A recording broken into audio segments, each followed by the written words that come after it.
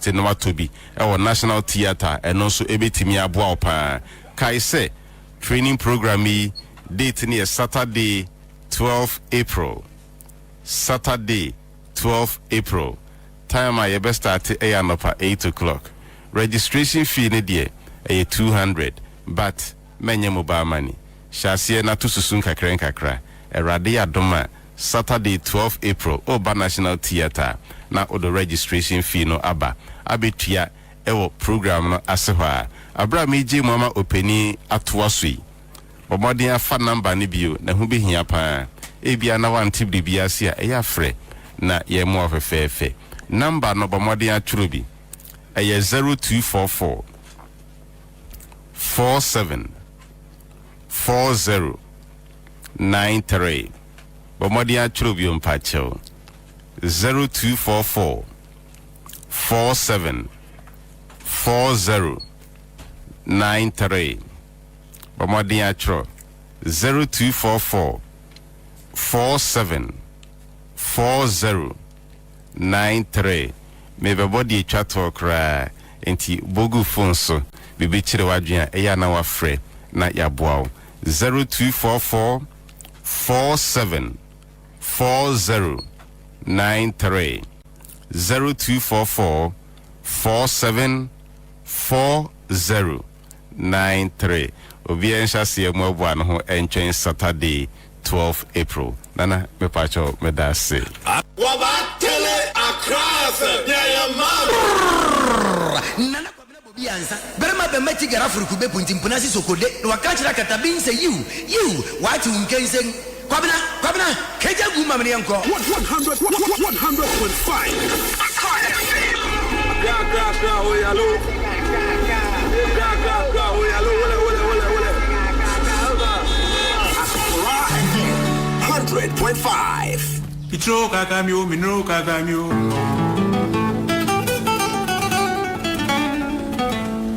kakamia mpo kwa mwasi anansio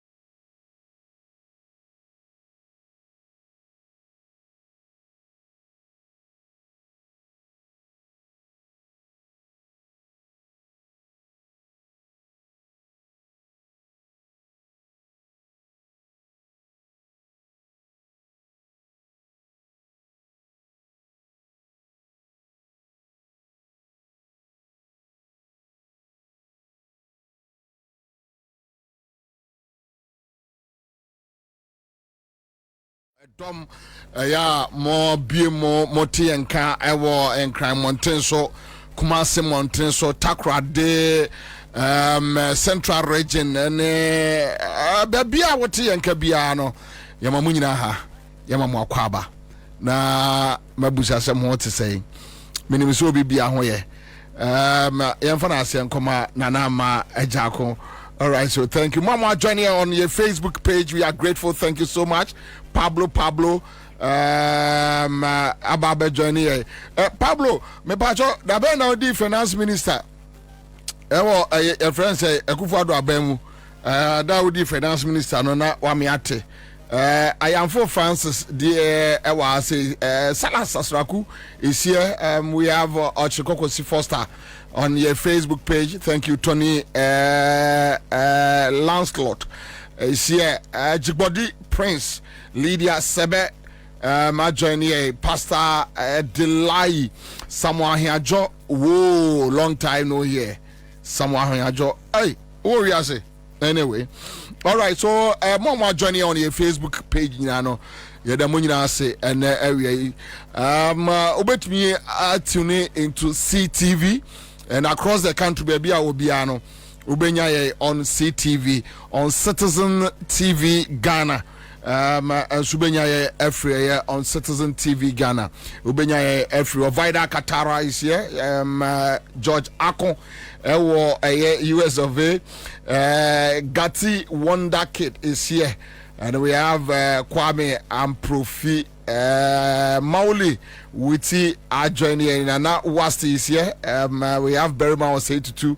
And so I join here where I say, and I send Koma Sadek, Accra is Legon, Anthony Parker, Alo to Gertrude Adom, Ewatema West. We have Alex Kofi Goho Amedaka, my very good friend. Ochikokosi Foster. Okay, so I miss you back, bro. Eson Moore, and so I join here. Facebook page. But me fana say my production crew and Kwame Kwache and I say come in so Korea and social media handlers. Jame insha mo na area and I say come Elder Sampa and di and a proper kwemu yadana si bebre my me fana say ma West End FM ewo Elembele and Abenya FM and so ewo Elmina. You don't want to say away Muamotienka across the world. Thank you so much for joining us. Isa Bino is here. Kafra Otre. Yes, Ablekuma NDC Ablekuma South NDC chairman yes we free mu. We there one trust na one sound quite kakra. One sound quite na akwabisi na enquire never there. Malam Zak is here. All right, thank you, Malam Zak. Ebenezer Obu, our Tantra Hills. Willie Wilson Williams, thank you. Kalamala Baba, our Germany, Hanover, Julius Azuma, and Nano Dukru, and so I join here. My name is Munina Mwafeme, Miss Mwafemo. And I think Nana Meja Kunsujina Mundi and Achese Yenima na Yekono. But we have some few works to do this week, and this week Ebeya Jumaka Kra Kama, Ebeya Jumaka Kra Kama. And common be wa yedi. And this week Yenemo Beya Jumaka Kra. Jumaka Kra bi na Yasia Koteka Kra. Na Yasia Beya Jumaka Kra. See how the system will go. If you said the system, but so far, so good. And now, I think somewhere last week or last 2 weeks, and I met Professor Adai. I'll say John Mahama first 120 days, koye. But so 120 right? And I think a lot has gone on. A lot. And it's very interesting the way your friend is saying, young crowd blue for no, the way almost omudi or magrofa. But you see, mame and cancer Ghana ni be as a blue for no enche ombebre. omo speed na omo kono ombebre mo bia anye worried ebre nam kwa mu ba and time ombebre no omo hunu de ade a omo beye I heard chairman Sabonsu ya o ka kire omo se senka August last year ne ye to aba ka 30% omo nyaaye ade we ni e ka na ofia ade bia se ba bia ade na keka kro no but ebefa after 120 days bibia be settled and everything will be fine. With him say omatimi create but my cousin we actually NDC for there be me catch omo MPP Ghana ye politics no and today allow me now menka sa asem ne kurewi enchire obia ye politics no umpo ye culture settings a play role ewom MPP ni bia ubehia ni bia onim kasa pa obedua kasa ma de ache. Do you know why? Naturally we Asantis achims kwa ye pekasa ye traits ye betimi akasa entina business adwadie ena ye one of your strong point ushia santini ushia kwauni ushia achimni san crofobia nsawi so omo ye five emu for a businessman ba ko de bia why na je say we kwa obeko school kakra onu kra no ko school no kra no na enchiwie hye botum a okwa woton ema school for. I mean that is our because we know how to talk, we know how to convince people.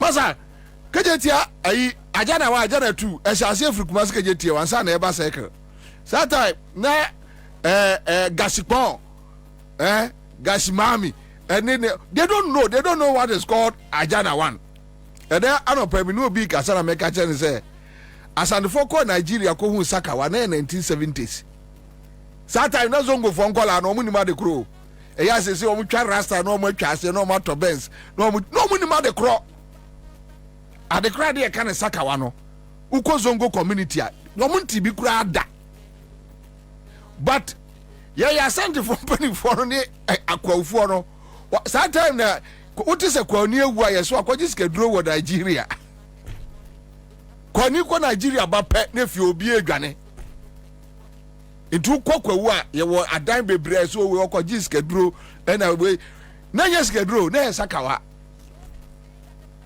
so ye nkrofo no hu saade no ache way back. The same thing with Kasa. Young Crawford onim Kasa. So even within John Mama and 120 days. But also omotimi kriti ene me follow social media trend kakra.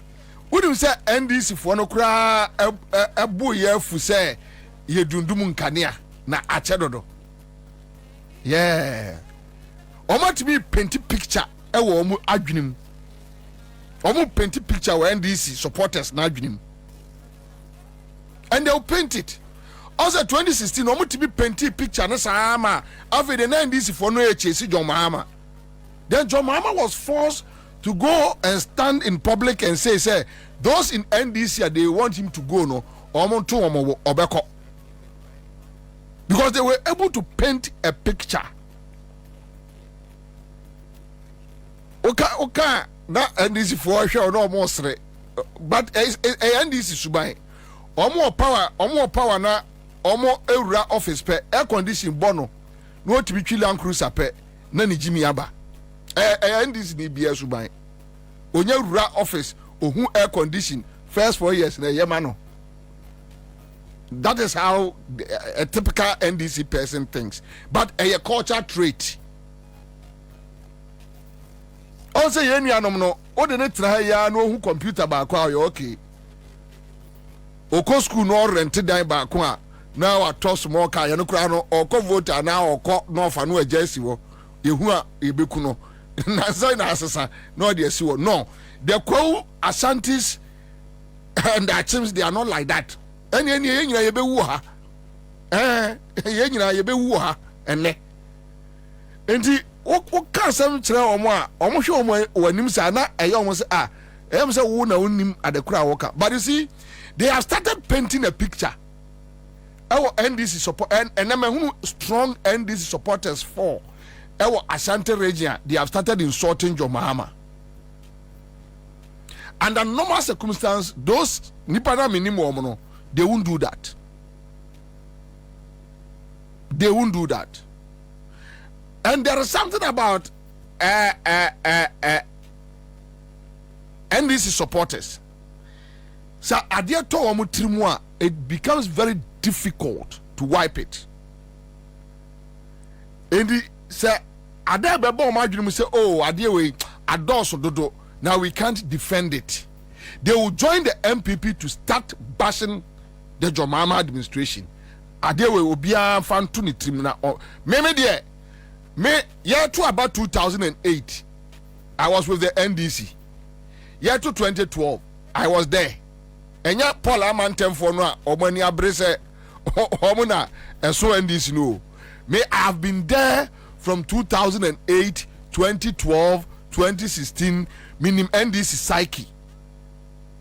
I know their psyche. I know how this typical NDC person, I know how he or she thinks. Minim said the omagene is kofa. The typical NDC supporter is not like the typical MPP supporter. The typical MPP supporter, you are training no ye way ni bi. Oh, you can ye way no. So we are going to have body on bubefu. Ye baby ye free no. Ye way no. On tiasia da. On impa say ade way. Eye black. But the catcher ne so kwa men just say eye black. The yakache no di free efie eba no. Enwa no. Black. Ontiase. That's all. Sana typical MPP ni edwene. Enti on say ya tu abani wie no. O wa no mabeka. Adin de na oman na ejigu. So na omo ya aware of the situation. The typical NDC ni the typical NDC ni ompen kwasi asem. The typical NDC supporter no ompe anything a lies. Eye ntro as a who din ntro as a who din adwini di agro. And when you watch the other tribes no the full component of NDC they don't like libi and laba. You just go straight and tell me what is it. Enti ubonse say NDC ni eye bone a NDC members no anu with good conscience to lambast the person. Say MPP wa ba mu na say MPP ni ye bone a ubonse omo nkrofo no from Kumasi Achim side na they are defending no MPP supporters. They don't have conscience. When you are dealing with them, they don't have conscience. Trust me, they don't have conscience. Say party the best survive no money begua omope. But when you are dealing with a typical NDC supporter, they look at the larger picture. Say oshena de ne be how o man no a obe betray party do am o man survive. That is how a typical NDC thinks. And I think omo nhwe ni yie kakra. Omo nhwe ni yie kakra. Omo nhwe ni yie kakra. Tisa and safo na me follow omo no. The people are me follow omo no. They are very typical NDC. And omo nya nipa komde omo. They have their own companies in Kumasi. I know them from Kumasi. And then normal circumstance, No, they won't say anything bad about NDC. But then I call one page. Now they were talking about Dumso. They were talking about me call prompted back across. Oh, JM by what they say. January 7th, and you didn't see so. February, March, me. But you are dealing with Encrophobia. Good in painting images. Trim. And they know how to sustain propaganda. They can sustain it. And these are the same people before elections. Before elections. Who said before elections? Now they were telling us Dum Sobasayaba. Now the point in say all of a sudden, when him say Omatimi Ayaman Crawford refi say a Drew baby crano na MPP so my timetable. Yeah, Omatimi Ayaman Crawford refi. Within short time. Omatimi when him say even enti Omami who am post no me ko ba ko post ase because Kumasi North. Ena me kobusa ne say ayadan na otumfo nana say to complain here about say ne gadgets ya o use wo manhia SSA because of doom so ayadan otumfo e complain here but unim say omo atimi aye ama me I get calls from Mikroma Santemampon. And then NDC for now, Omayama, Dumsono, aye, scare Mwanga be ama NDC for. Oh, NDC need to about Dumso Diana Yamaseno. Because of how they manage to tag. Because of how they manage to tag John Mahama with Dumso. And then let me read it back on a post. Or say, Bibi Anyane Yase, ye decided Dumso attack John Mahama. And you'll be a different on found.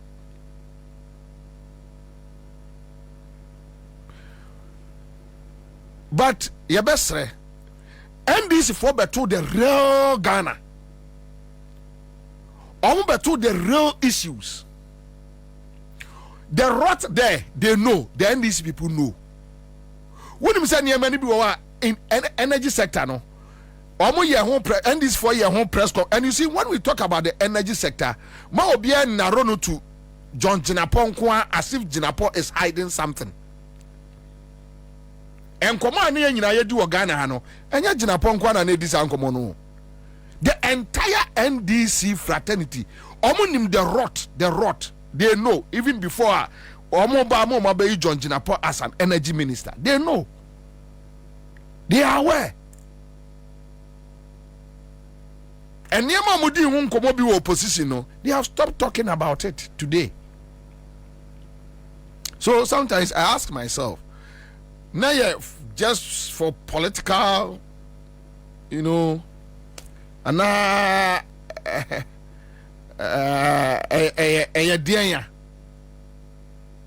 okay, so Kadambara Mola says, okay, David says, Commander, is shocking. After winning the elections, it seems like business as usual. The NDC government has to wake up. All right, so Kadambara says they decided to appoint all the communicators to government positions, and so the party is not functioning, which I think I've heard this argument, and I think it's a flawed one. It's a flawed argument. Every ministry our communication setup, true or false? And look, if you want to push an agenda about how MPP destroy on my way, you see, And this 4 year mistake be. And let me tell you, the media houses across board talk about Joy FM,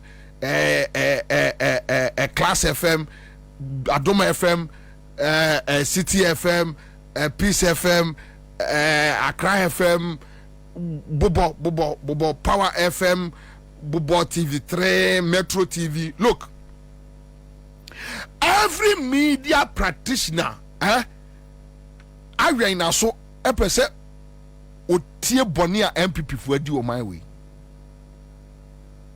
There is no way. Yeah, say NDC womu you rot in APR. Any media man will not be interested. It's never true. NDC supporters, NDC Penibia Bekasa Dianichrewa, it's a lie. It's a big lie. They are just lying to you. What I think they are doing is just friends for friends. Let's friends cover friends. Because every information are with them. Look, energy sector, nobody can tell me say energy sector you see a numu ye pa obi to say napo obenya no afadi. But maybe because of Mensia link.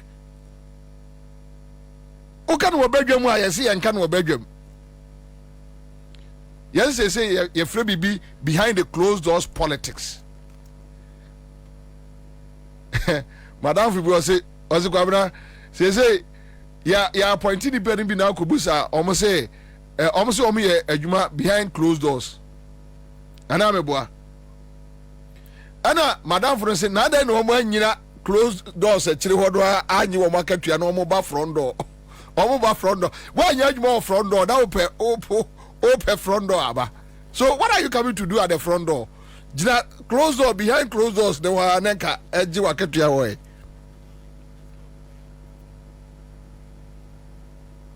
Yebesramu, this doomsday issue, look, enyema akoswo energy sector.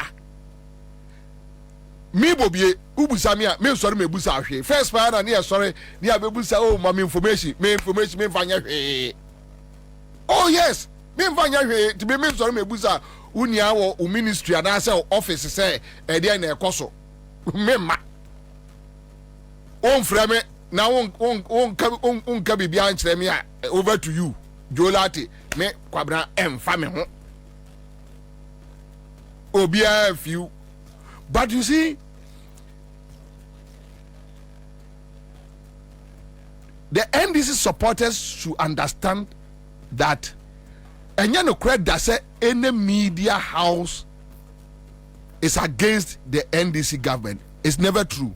So stop fighting their media practitioners. Don't fight those media houses you think. Don't do it. It's a lie. They just to cover up. Obi Bede out the $36 million. Afa a component of Ameri to Kumase. And Kwame, almost fixed the idea way last year. Any 1 year now, the energy crisis in Asante region is back and biting harder. And almost they said the president in Nipa Boni 17 Saeba. And if you have been given that sector and you can't explain to the people, and you can't punish people for a man who say $36 million a day.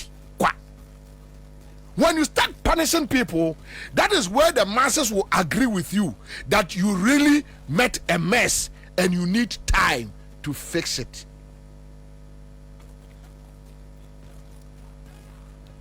When you want to tell the people that I need time to fix it, they will say, and then I say, yeah, person will fix it. Was the energy sector, and I say, when I say no, Obina say no.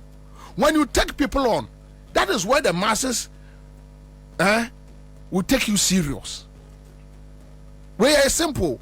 When you say Legon certificate, one will say Nyansanwi. You don't need it. But it's so unfortunate that at a time when Ghanaians need action, ni nyina na koye o anya hwe wo die yenjai man enko. You come and tell me ECG aboka when I me na me ana kwa me wa ana Seidu Agongo. Somebody did it. Let's punish the person. And who catch the gun and he said me buy no say no wa ojidi.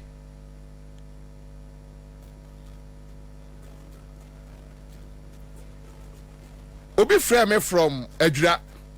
One of your family members are Obe NDC ni. Also call baby na omoka dum so wansem. And oka hawa NDC MPP for enema tantan omo ye. Also nipa ne busa ne say MPP ni bi ye bibia enka NDC ba en common kind common train nipa kro common chain no. Then they cited NSS. Oh, enya na NSS wo mo maye bone no yakwachi bi no. We enya na yachi bi no. Why na energy sector yachi no? Yes. Enemy who say bust. Almost all my interdict a bust general manager. I asked myself, okay, so almost all mugu investigation so. Ye nyina aye twen. But we know ye nyan ketwa say. We a press conference. Now the nipa na tena akonya so. Na camera sine so. Oh, abano ye to ye no. Eye revolution o. Na enye tuo enti NDC fo ahu ade kura asi. Amafo to abasa nke SMPP ye sa wo mo line e wo street mu. Nenko bia hwe wo mo. Ye sa wo mo line. Look at Kusibuati. At one point, uhunu ni pakro ti bia na ho. Kipo ne nkrofo uhu ade kura me hwe mo sa no wasere bi. Na wasikwa so na hokọ. Uhuni pod information ni ma eye media for no. Yache Kusibuati odem anopa anwumre na odidi NDC for atem. Ojina ne puppet sooner. Oh, when you do that, you are just weakening your base. Yeah, that's already ya. Shamkwasi asem say can go for that so no kwa akosi obi. MPP we need 2016, 2017. NDC ni wa no court. Ha. Ogoka almost a resetting na amamu papa abentina say no bibia aye fine. Wajimi, unim nyansa. When you give me that explanation, absolutely ebia ye penny mean kan wo wanim se wajimi, but me no wo bia menim say this is a foolish man. Wajimi say resetting no unim se nkrofo to ababa for a purpose. Obi anto ababa jomama say jomama enwo fufuo no ne sharaf entwetwa fufuo no famre obi ani o. Bro, yet krom ha. We know our stuff. Obi asori odidi ni fie. Even CEOs are yi wo mo. Any ministers. Omo nya akatua, but omo kwa adwuma. Me mesia me namfo CEOs no bebre a omo kab. Enye se bi omo ato omo nto omo, but omo nkosresre. Omo do omo sika ne tofu a. I'm telling you, you ready budget da bay. Enye last week ne ready budget. Afi no omo ko ya approvals. Enti bia obidumfo obi na bedum adugita makronum ne other guys ne bia bibi kakra bi no omo dia tofu o. Omo nye salary. But omo didi. The same thing na ordinary Ghanaian na onam street mu no. Omesre waduane. They want to see something.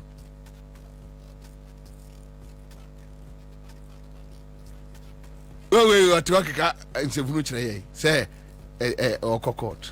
Well, anyway, so let me leave this one and doom sono NOB busan. So resetting means the things must go freely, but the NDC should take their information flow ɛnhwɛ ne yie obiara nka nkyerɛ mo sɛ momfrɛ obiara ma no mɛyɛ bi don't say obiara ayɛ settled but do it well munyɛ ne yie saa deɛ no 2016 no ma printing green books na ɛhyɛ mmotuom party supporters yi pebi kura na yɛto aba no wie ya na green book no bi gu nkurɔfoɔ dɛm containers na aprɔ ɛyɛ dam ana ɛgyimi say information ni kura mo den unwa de kura mo de yɛ documents ni kura mo den unwa de kura mo de yɛ omo akɔka nso they don't have time to explain Jimmy ba kono no omo adwuma no do so say felosofo so kwachi na beba beka oka wi a okɔ only time to explain enti dia aka no ɛwɔ ase hɔ no anka ɛsɛ grassroots no ti ase na omo no yɛ ho adwuma no na MPP fo no ka gu omo so no omo hwɛ omo say we na beba beka asɛm a oka wi a no okɔ because why busy why appointee why busy. Put your people together, let them know what is happening. There is nothing wrong in pushing an agenda when you are in power. There is nothing wrong. Release the information, give it to the people, let them use it. Mobia wa de kura koso. Yeti kroma ya dum kania ama hospital, Tamajena hospital, na enkolewu. All these informations are there. Then you are watching your opponent and they are insulting the president left, right, center. As if said John Mahama buy no did doom so buy. Forgetting that you are dealing with some people look, omodia no mudi pa ya propaganda. Hwe obi omotimi edi Kwame Nkrumah nkonkonsa sa edi akuno. Kwame Nkrumah oje ne man. Omuma ni wu abrochire. Kwame Nkrumah oje Ghana no. Womu dokro no sa UP tradition MPP womu mreo eya oka me I'm an Ashanti. I know their psyche. They don't get tired.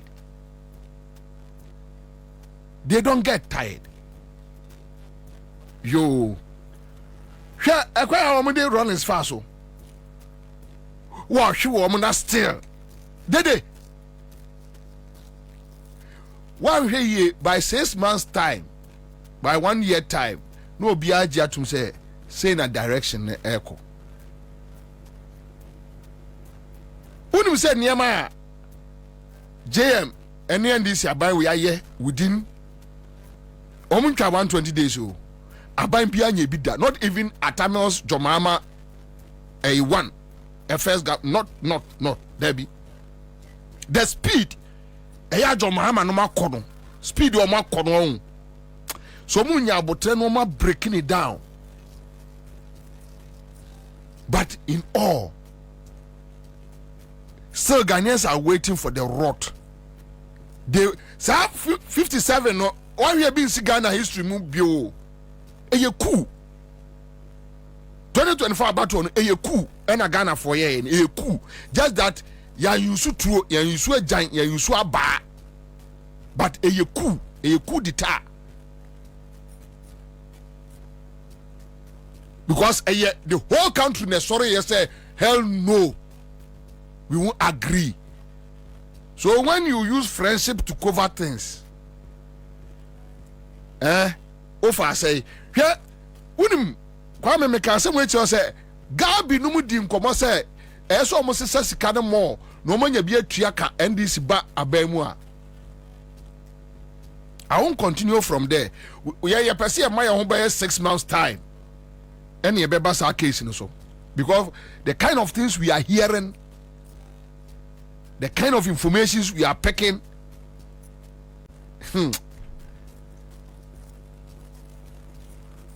anyway, thank you. Dampare onyame emfa dampare nko jo I've heard say omoka say dampare ntimi enye friend say as former IGP we say on free police mu onyanko retire but my main state here dey Kwame. Nobody hates Dampare. Me bobie mentai no. Right? Ye nyi Dampare mfiri wo. Ye yi ni free on ya mfa me busuani na abehyo. Me Yohonu onim me. Me so me nim no ye nhia wo ba bia.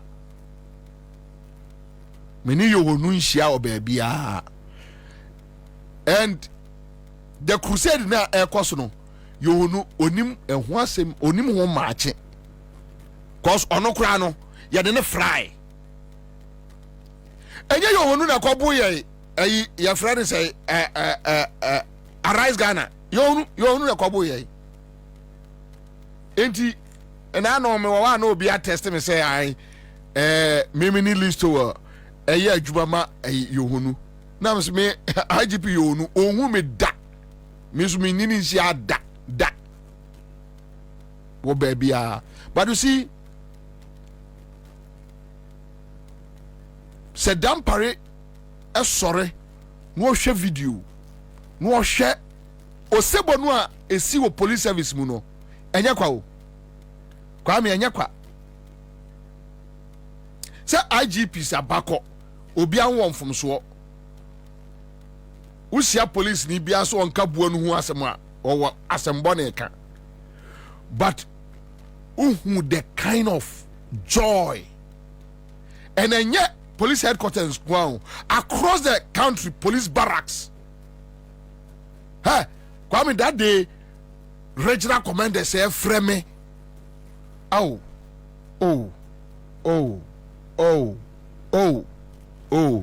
but yebesre wo mo to cut the conversation short. Investigations now on my year parliament on extrajudicial killings no. They should bring it out. Under Dampare, they should bring it out. Let's have that conversation. Media other matters what police service now. I won't go there. That report they should bring it out. You bedding commander you know. Ghana for be hwehwe Dampare edna fa kwaya so mden be faso if parliament enokura wo ho pa they should bring the report out na yina yem pense no report no mu asema meka no but Yohonu me Kwame say Yohonu aye na adwere say obe favor NDC ni ye bone a onko MPP ni ye bone a na ya che no meme ni Yohonu benya problem say Yohonu de saade no eba meni ni benya problem eye police service serve us, don't lord it over us. Emra wo de bari MPP ni no for the same run every NDC ni eye simple. So for say dia NDC ni we eye no enya bone a MPP ni su ya enya bone jana man nko sa sebe nkwasi asem no na Dampare etena ho a one asare aka sa asare jimi no si asare aka ono, and I'll show you his picture. That guy Dampare akola no no di bone no se meka asem na senye even if the issue no defamatory, which is a civil suit. Now say who use criminal charges against me. Now say abronye eko kachre John Mahama say John Mahama ko fan crofo free baby ebeye ku. Na ochi ono no wagya no. Ono de onko. Me ni Rebecca de o press criminal. Na de me ka fa Rebecca ho no. Ani de abronye ka fa John Mahama ho no. De and it's dangerous. Then you press criminal charges against me. Then you ask Abronye to go. The Dampare Okoba Biewa Matisse say or say Okojoy MPP no my campaign na MPP bar so obedi national security minister. I don't care. He can go. Unim so Dampare MPP or not Bawumia. And in the family percept Dampare Ekofi. Look, let me tell you today. Miami Nuabema Abu Ramadan. My very good friend Abu Ramadan, Nana Bafo. They never liked the idea that Dampare will be an IGP. They never liked it. I'm telling you. I'm telling you on authority. But that is okay. My main friend is war.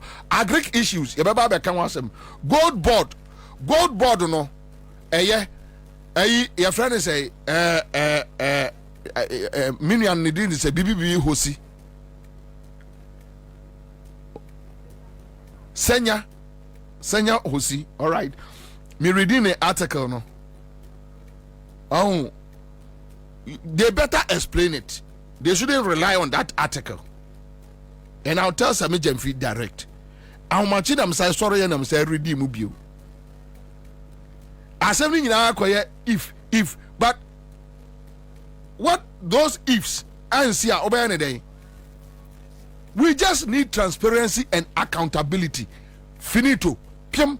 So what's with the $276 million and they started a year gold board operations? We want to see, say, after 1 year, because three objectives. Sabaya, you bet me a stabilize your cities. Sabaya, you bet me a maximize a gold revenue. And yes, sir. After 1 year, now say, see the noon to me stand there. That's a who invested $276 million. That's the who shade there. And yeah, no, but yet the Basabasa will come out. Because you see, we can't create avenues and just yeah, say yes, kake. Intimacy, Sami, they should find a proper way of educating the masses. Sena was in a grammar. Grammar no, they were take kutonse. Sena was the way. Oh, read it that. Onya dajo they could read this and I will see the way. So please, all right, thank you. Pacho, obeti amomaba. Live on Accra 100.5 Citizen Show. Monday afternoon. Mediani Nana Kwabna will be answer. CTV, thank you. And Citizen TV Ghana, thank you so much. And I say NIA Mamo and area. All right, so we are dealing with two issues. Quick one. You say Group B. You're from Drivers Union. Alliance. Drivers Ghana. Sir, Alliance of Drivers Ghana. All right, okay, so okay. So my mene yemini anomo miensa ente enkomobi influ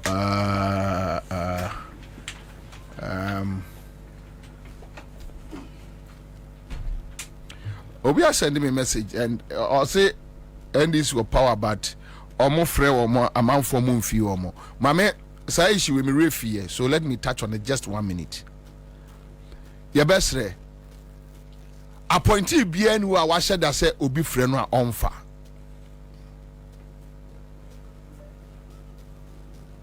Say enyanya me na misura almost started office in around a bit started 15 February. A bit started 20th. A bit cried them said last week. Anna yeah, last week I think some of them last week. Look, me cross checks be. Me can same way. Na and I make us for diplomatic purposes. Sure. Me ko raf Jubilee House. Almost swear in JMA omoko ho front. Look, Kwame, okona the MPP for a building no my year inside you know. You catch us about transit year Juma. Okono TV for 2 weeks. Na ebi no mo call officer. Afi no mo sisi omo office. Tanta na national security se Razak beka no kra. Ko run national security o. Blue building na first pa na e wona na gba rolant ne chikata no mo use no. Se omo kono omo de carpenters ne ba ho. Se die yo womo to seli ni na just omo tutu basa e wo se sia obi abeko national security bia no e wo just that enema say no u take pictures the two abonte a enya MPP for na ogu omo animu ase Ghana e na ugu o man animu ase ntibi wo ha na for diplomatic purposes no we Chinese no by some Bobian Sapa and coming the military and this year and ye benya gu ye ho animu ase me makitwa me de begu abontia ma obi ahunu said this is how you left the place nti ye best man for enye se bia appointees na sheda Charlie, they are going through hell, they are going through fire, and beyond that and these businessmen na come dey one more chair no what tears one more so hwe ubedru after 7 na the document shed motor no ojira kwa no but ana unim say nipa we or sponsor a party no to onye nipa betimi ayi wani enti some of the appointees no the whole day otimi call office or the whole day be meetings nkwa from past 7 to enumerate 6 meetings upon meetings because obia de na samoba obia de so let's take it easy on them. You try 120 days. Eye ya adwene mu na aimaya ayet say che ase che yen ko ba bia we are still here yen dru ba bia yen pushing ko ba bia. Let's take it easy. Yenya botre ema omo na me frɛ no a wɔmfa ɛna me frɛ no a wɔmfa ɛna o frɛ no a nigri kuro ya o nkomo nye de de kuro ya nigri o nkomo ye de o say interest nkwa ba ya no so de ombeba munya botre nigri kuro ya businessman no brother de bi ba no manya bi abramo oti munya botre ombeba but I can feel the pressure on them. I can feel it. And the kind of standard Jomama asset is giving them extra pressure. I say, Bobby, unya pointed back. Say my pressure no so. You go move from away. Some of the offer me may obi a mesra me at least me your time afa. Ofu says me yes, but at least me businessman be any minim komo bia. What you say? Mini books be me checks and balances be so at least, and that is why some of us we adagate me interact with the grassroots because were advantage kakra. You understand? Aha.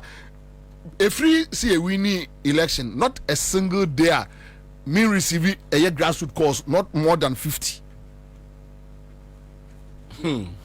Obi to be free say. Ebikra ni DC se omwo no DC ni yanyine dia ene de besi to DC wo bobie so ka kire se edunkatia ase edunkatia so be yamfie mienu kura on peke me calls da enti o fa ya kwakoka you see the problem obi fra me free tema we say omo de tribal yi na yi MC wakeka ne nsem wa brunu ya de mefra nam so de mefra no wo so mo committee amemi kobi enya maka kire mo no nyame betua mo ka obekum nyina no de atoso no okọ so yes yeah there because obika nya hwi ni ntino nya time na ye peke course nkakra but from where I sit enye easy mawomo. Let's give them 3 months, 4 months, 5 months, 6 months, then we can have a proper conversation. That's all. Timinia, yeah, sending me. Thank you. If you are up, I'm going to be over that one thing. Anyway, so my main coding como Urata Chiado, Director of Communications, Aboso Kind Spare Parts Dealers Association, David Agbado, PRO Concerned Drivers Association, and I mean ya Berima, Minini Trans Studio, Achapa Papa, or also I join here I say, and ya the end way. Oh, okay. All right. Okay. Drivers Association, and I mean, baby, Mimi Kasebem, so say. And to win the Yajuma. Wait.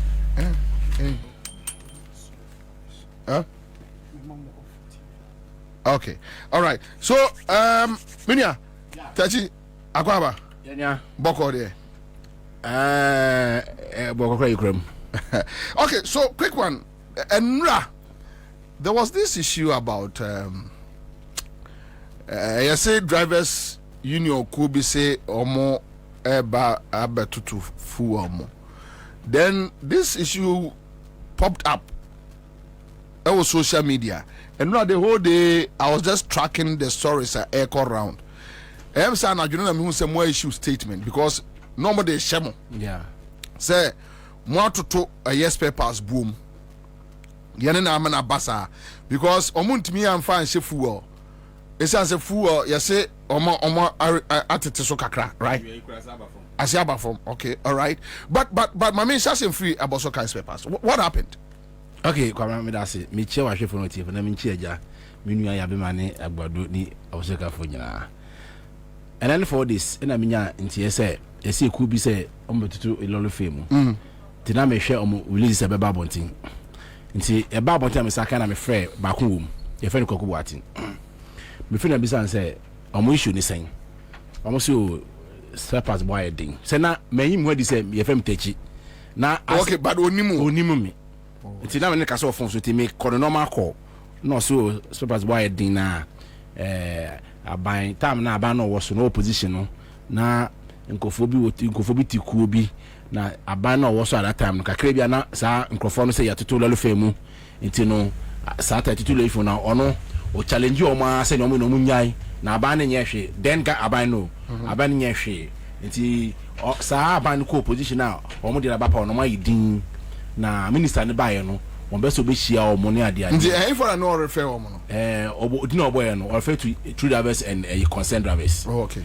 Na me so na say sa na o kan dia and dem no nya adwen so per say minister no so per say hu minister na say the fafa the recha na bia mo ko hia minister na o so minister no ko hia no ko nya nsi bebia just so o kan bia mitimi confirm so se na edi ko be 30 minutes te dem hu bebia o di free ba later na me so ye fam techi na me aboso kan head of communication no say na bra you say o papers boy say what am say so what says papers boy din ya tutum ntum mba to fe so what see what to engine oil Cape Coast etinu papers boy din aboso kan ni papers ina na me say what to engine oil Cape Coast and you just aboso kan papers boy din anaso ami no page ye say aboso kan na me say nti wo ni sade ni yana wo yes ade no say na wa catch them baby o free ba say politics it na me ya word that that's an 4 days ago. I see. Yeah, it na me ya say na medical to no that na am so no yen emfa na me so no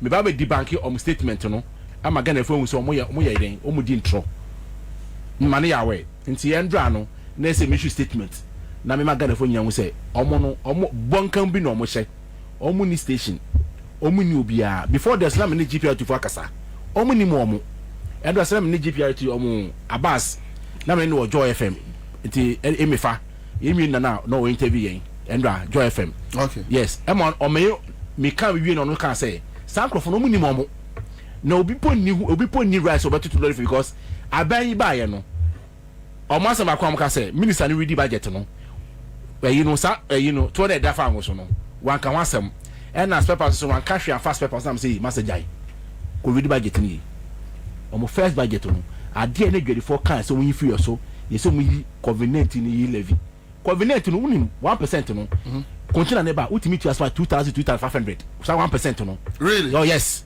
na me say unim na ekoso ho aso kan say owi o ma sector ministers ma be hia stakeholders no because the union obede obechirem it was spending 1 hour 40 minutes to parliament pay because this am obeso mo different yiba ni e hia sector no bi aka na adwen edra honorable Elisa Jare Fosu okoso magazine sa savage issue na ye kan wasa no kai yeah me no ho adwuma yeah okoho mo rezie omo so mo hwe na omo sache mani onu ka ne ha adwadifo ni no etenye sa aban no wada aban no so se ne ma bi wo ha ese be ma adwade be koso no ese omutimi de omutimi stabilize economy no sa duty say sem sabatimi stabilize economy na any dollar na we don't need any reforms be report will be because ya the exchange rate dollar no and evaluation report o ma adwadifo till timma dollar no ever form and the dollar no ever saying from 17 about what's the last 2 weeks about 80 so no that was a scam there be but I don't just say a good signal but it was a scam. No, you may see as a scam but me as a business as a good idea me who say a good signal so about to no but figure don't reflect in the forex. So it was a scam. Let's accept. But it's a scam, no, but scam. See, scam no cano. Emma, many da so be ba say. It's a dollar damn since here. Since a sort of tiba. Also dollar tiba na full so ever form. It is a dollar tiba form. Bad then as papers for a quarter to name him.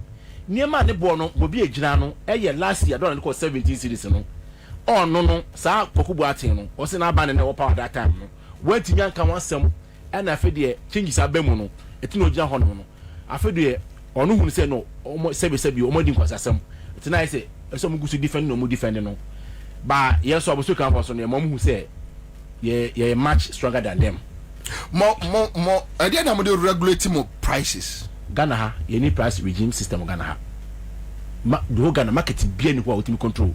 Because any be a price control any be obi a how turn nyama na turn is paper. So any pada koto baby or baby ni atum a e be na wo hu there be say wo ka city so wo ka say papers for no o ma toto mu nyama ni ma that means wo ka say so ti o wo say wo ka say o baby am koto me to no o e bi a so to no Cape Coast so wo ka say nyama to no you wa na me to no Cape Coast no ne boy the keeper I agree with him because we fan no akana the keeper definitely be cost. Okay. But so can say papers for ya tutu enyememu. Timba tulori femu dia. Ona me ka say association no obi no use come because say association use communicate. Me di na wa say. Hwi no am dia ba bonti say space ye tutum. E na aban ba ye so no. Aban o enjoy the goodwill. Oba no 3 months up onya ye. On fact obi am share me ne ye. The budget for parliament e debate. E-levy, emission. VAT on motor vehicle insurance. And covenant to cover levy. Be now parliament. Yenju to me. It's about we were ben. Onye boni o baby apo yen. Waka so ye betu mu spepers mu. Rather ni mo no dollar ni mo eba form. It's ye mo na sanka yetimi den. Ni be wo ha. No ba. Elantra 2012 model engine. 25,000. And no kuta 20,000 benye bi. Benye bi 90,000. Really? Oh yes, of course. Madam for come again. Me say Elantra 012. Me madam for be last week me kotu mano. 20,000 minyamano. But now say 25,000. Eko 25,000.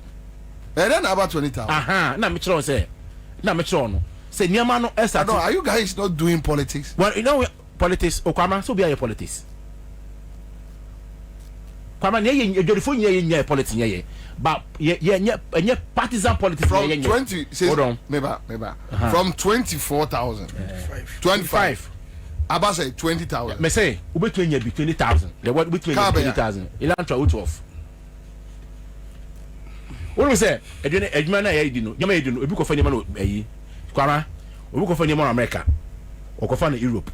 Okofa no Asia. No bi okofa Dubai. Spare pass no.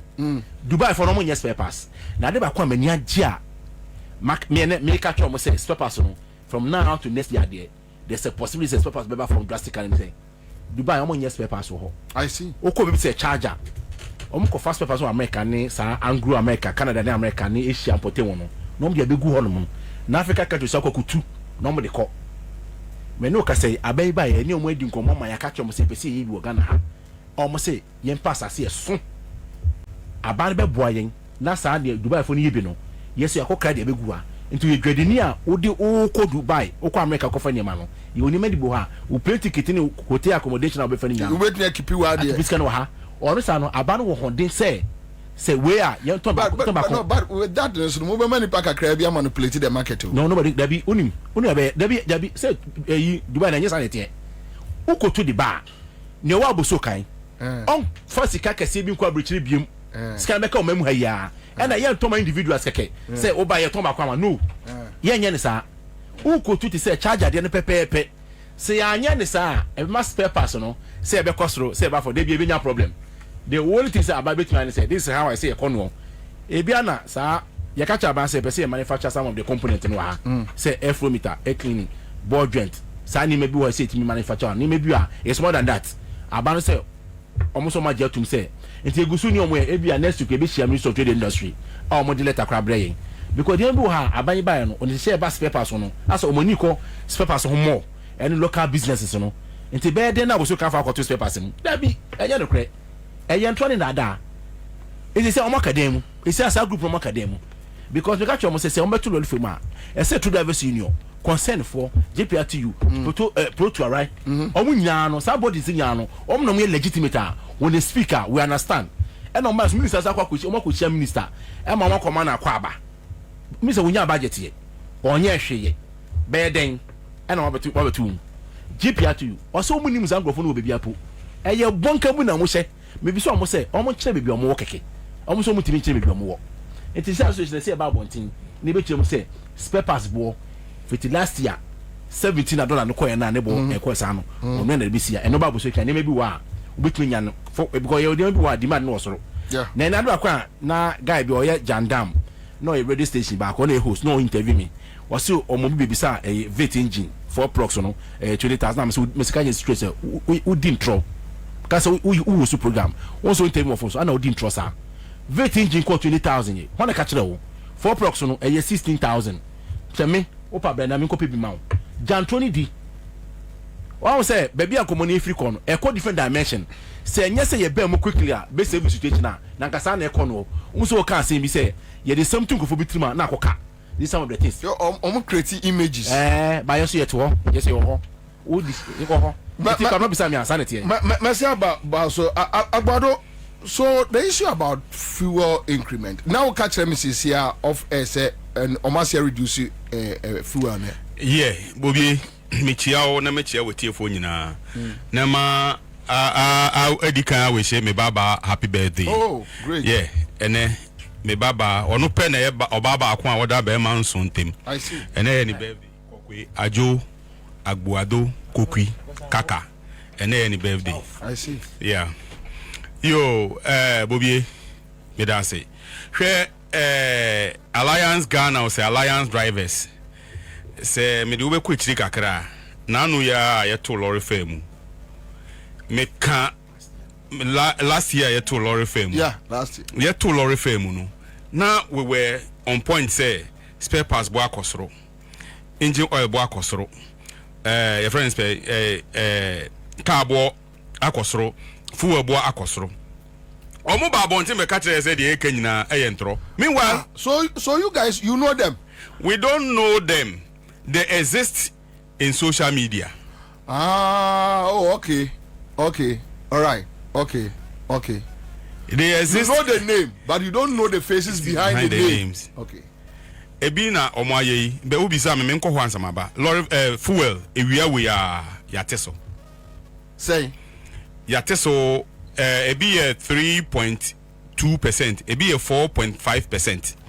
Oh. Diesel 3.2 and petrol 4.5%. And it says a diesel liter say a liter and ne anopeya net liter 15.90 yeah 79 15.79 yeah sisi ya mene oka say aba 14.99. I see. And the highest amount you say highest in 1548. yeah 1548. That's a Shell, Total, anywhere. Okay.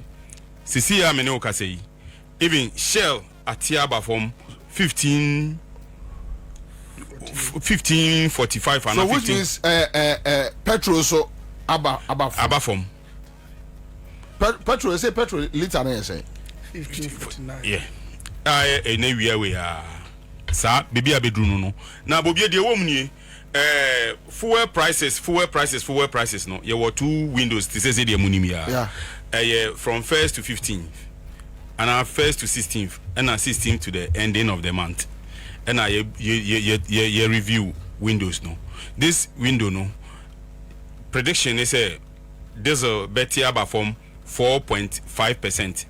na petrol atiaba from 3.5 abeye twabutuo ama sesei no petrol no mum aba from saying diesel no di akoye no be ni nyina nkamfu ano aba from na Alliance Ghana media nkebe me de pan say ombeba be ka ejuma no ho ama ejuma na ye de but also dim cross so me ni momo be wonim bobie say ye pe me samanfo pe omododo na ti asefo say unions ne doso a na ebenya challenges wom be say omo exist in social media and the hardware because nanu ya yeto lorry fam me kire bebi a me gina me kire station kura me adwuma say na matumu omo issue press yenua general secretary friends omo ko no kura friends the omo si omo kan driver for abomu a omo die anu yi ohene ebo amo GRTCC issue press say ye to lorry fair no mo omo nche yen police for nche yen inti me gina me station La Paz Temashama station highway o ana me kire omo say ha na me gina fair way na yeji free ha ko ha yeji say free ha ko ha yeji say police for. That was when? That was April last year. So which means a common practice will be to me they be any common practice. The woman a resistant and a money basa. Set minister we buy undi na watching. A da okoso afunemu swan no. Ade chen on ye. Oh, I see. First in history. And only transport operators in Abeshia. Really? Yeah. It's on record. Call Minister of Transport to be not GPRTU can GPRTU can GRTCC can Yera or any boaso account. Minisha or eating come on. Omuni Omoka, Emma Ecosia. I see. It's on record. Minuka say, Echena was an Asia. Echena, on Asia. With GPRTU, all the transport operators. Only yes, Echena. And ne the entire and then I call say Asia, but the entire Asia no, only other transport operators to say your friend saying VIP. Only Omushia, we are. Okay. And Intina Amba Yenina Ensiano. And that's what say crowd the Omu meeting because Omusha meeting as a nada. Say crowd Omu. What I say, this is a minister, what they are some cotton anima, Utiminia resort. But that time, Obeko Minister Beka also, our three, or we are three deputies near 2, and a minister Nangasaka 1, 3. Obeka also, me call Dubai, me call China, me call Singapore. Into the 2 deputies, what are they doing? The only thing they're not doing is. But the current transport minister or deputy? Only deputy. You're not a man, a deputy. Really? Yeah. I see. You're not a man, a deputy. But yes, still, he's working and working good. And ne no nsumpo no se de afra pata because ministries a juma ya sadia be kan de no ho no e do so ye the railway be kan ho ye the airport be kan ho tema kan ho me ka tema out ya port e kan ho GPH 4 ministries e no nkwa he de e no oye ba ko nti ono ni meetings ti se de o kan no ni meetings ni ebuburuja. But what I can say for fact and say only transport operators Asia. Second one is coming tomorrow. And then only transport operator Accra and Kushia. Intimately I can say only transport operators Asia. And he is doing well. But Yakase is doing well. Amani Timunya den Akakakra. Was so Yejuma sense the oil no because yedi say the Jawa ne yedi Jawa ne swao ministries now yedi Jano no edoso. Nti obeye ni meetings now onye ne 10 na me ne wo kasa yi spare parts yese ne bo akosoro yeah me ne Kweku Boatin be ya adwen set achi mo eduru me bi omubu yekom but this time around a stable me count with facts and basis me ba mu studio am ye ne da Sion engine and as I say edition sprinter mu Sion Reston and I had subsidy electronics engine and Gazangasa. Sion 27,270 million. Yes, I'm 27,000. And Reston, your friends, Reston year 27 and Sion year 25. And that's so Jinasa price now. And course, into Minuya Kweku Boatin say, you have 2 spare parts. Minsanfa umbraha. Enti omo enye ekua GPRTU ni omo no. Which means they are operating illegal. Ana Minua minti minka say omo operating illegal because transport operation no say they be enya obi aka bi bomu a say your friend say ekuwe VIP omo operating but they are not under GPRTU. But when you say the funny thing of it is a VIP, the terminal near Bakope, the Akan only GPRT in Ejuma. Oh, I see. Oh, Onya Lodua, no Kokumasia, Oko GPRTU, Oko Bolega, Oko GPRTU, Oko Wa, Oko GPRTU, Oko Sunyai GPRTU. Enti only Accra circle ha and on more terminal. The rest of the terminal they operate with GPRTU. All right, Agbado, remember back to you. Yeah. So the fuel politics, and 8 years, when I did muntinti my fuel politics, and today we have groups we are also fuel asentiadim. Ya very ma ATM say na dia da bi. Also no opposition now tumbi. But fuel politics. What is happening? Yo, mabena se na yanchia ono tiefo nyina. Ye ba odi nkomo bi se omo committee awon ka ho. Commander mezu ye committee amenka ho. Okay. Nemo me sector ho no. E wona me didinti na na ho asemi hia me. Ndidi na ekoso ho ne. De ekoso nyina ne se me no ka se ya tefu eso. E ba fom. Na abandada no the tax ahodo egu ye komu a e ma fuwe ebu no ekosoro iye so obeka ya commander tax bi ti say emission levy we see to me agwan menye me a menum jot menum wi benkaso mo no mo ma bone e yo mo choice engwa do ma bone a yenka aha me ka to ensu free wisie o my bonia ye now the wisie tax edimachi na me bo mali abusuani e bo mali abusuan fo mo ye dey da bi o me e wisie emfiri me hwini mma me nya wisie ade ba ko ye obi apɛ no na me pɛ na wo koka sɛ wo di na wo pɛ e dey na pass na enye nsuo sɛ nsuo de obi anu me ana nsuo obi akiri obi akɔ hospital me akiri ne nsuo da ebi na si David nche bi si techi nche bi so si nche no na mepe to aso wa dan na omo a Akwasi Pratt Junior paper e tro say e wisie timi pie from trimu kumo omo anum fie WikiLeaks mpacho e wo kro mu to aso wa gina ho ra che dodo na ya nye omo wisie tax na ya ade a e ha adwen enti ye guso ani ye kam wa Accra FM no woni mi say omampanyi John Mama eteye otonsa efre enukwa wan frɛ ɔno abaye naso emiane ne kohia wɔ TUC omu main conference room.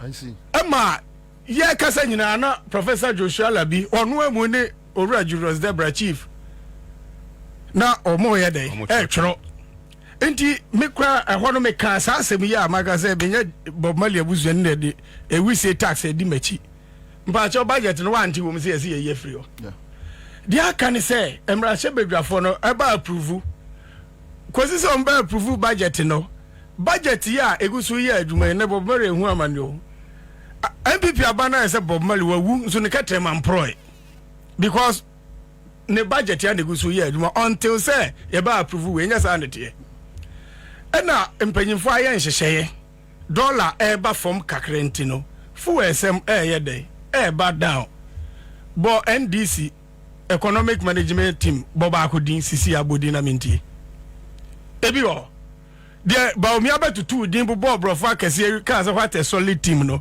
Professor Jamba na oni so mo bo din no ka ni nyina bo ma na bro na 100 years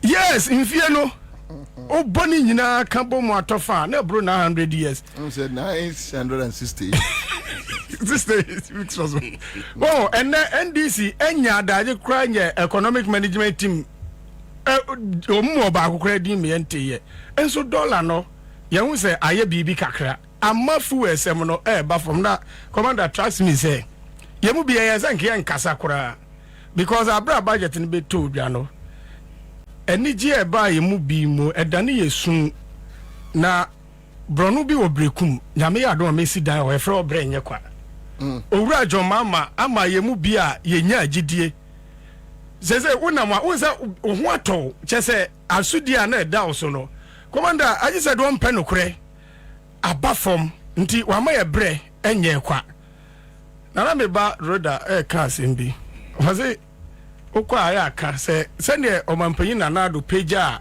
fu esem ko gina owura John Mama tenten no wono nso nte so emeduru akufu ado tenten o Ghana anu bia mo ne nsemba no eno na ogusu a wo ye bobi esa be ka akufu ado tai ai obedu anu abro obeti so abeduru ne tenten na ma oman na ahoto abam hwe na ye ka wo kuro we mu se fu ebo adin no na bi mu ye omadwen se ye titi yenum ena eso eteba fom no se ye nyina enya consequence bi e de hwe fie o na ye tax ahodo bi a eda so ene wa make it clear say me ye free ho fu enso ene ye one factor ye gina so kese pa e de ye ahyentiafo mu bi because spare parts okoto a edimre da je se betuma dimre kra na obi nsi ho se obeto ba petrol to no etese akonhomabo holiday nim utu hyenpe obeto untimi nka se ene manko ye adwuma wa Accra FM ti memmo akonhoma obeto ade na eye dada adwumadie no eso ote mese me kwa akoto kes gemre menu David mo kasa nyina wo se meti odin kwa kubu ate no me nim no nim na me nim no no wonim ni pa me nim no oya me nim ni se allo ya force o kasa free hin ni bi dia me wa unra na bonso wi anu wa chia wa me chia Collins down no ebi no ye na bra me ni wa damfo wanya ne ba bi ko Francis Apia akufu address kame ya na ye di na chi ye drivers for change ya sana pentoa hwi ni mo na pentoa unza pentoa nya bia no che hwie de wo mu wi a de aka no hwi ni wo de to fo ba kunkro wontimi fa nya hwi biem experience because ni tin wa to atwene bia na odi na pentoa enti ya call radio station ba kon o Cape ya kasa wi ye no ana mu bia ahoma ofre ye no so ofre ankafo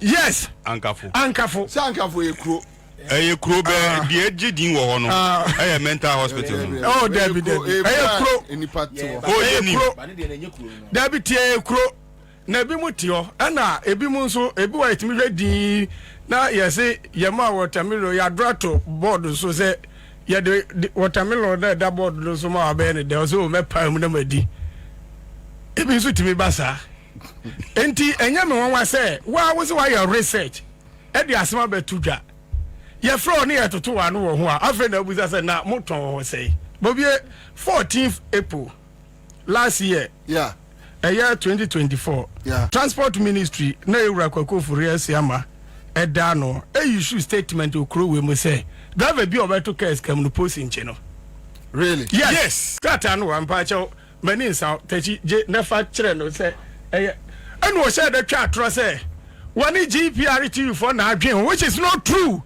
kata that letterhead no why ayi na was so transport ministry reference number ko man fa bi ama omuriye ye no why na say ya say public relations mbajo public relations AOBD unit AOBD wo ka Techiado ye head of communication ewo aboso kan enya sa na wo ka no na wa go clearly say reference number no enu na obekai a concern true drivers union ne anuam GPRT for gina mu say ye betum na principal onche one driver ye be mo man na ye ungovernable and ye kan ena owura David ni fie kura no ne yire frɛ ne sɛ ba bi obi ama o ma fie nkrofo abene na mo okunrunru mo woni sɛ me maame adwo anyako emre bia na wo kan na minim sɛ agro na wodi o so mo hwɛ na sɛ wo no omo ntimi ntake wa na omo kɔ wabusuani ho me maame frɛ me sɛ ya ɛde asɛm a ɛna me sɛ anti wo pɛsɛ me wugya o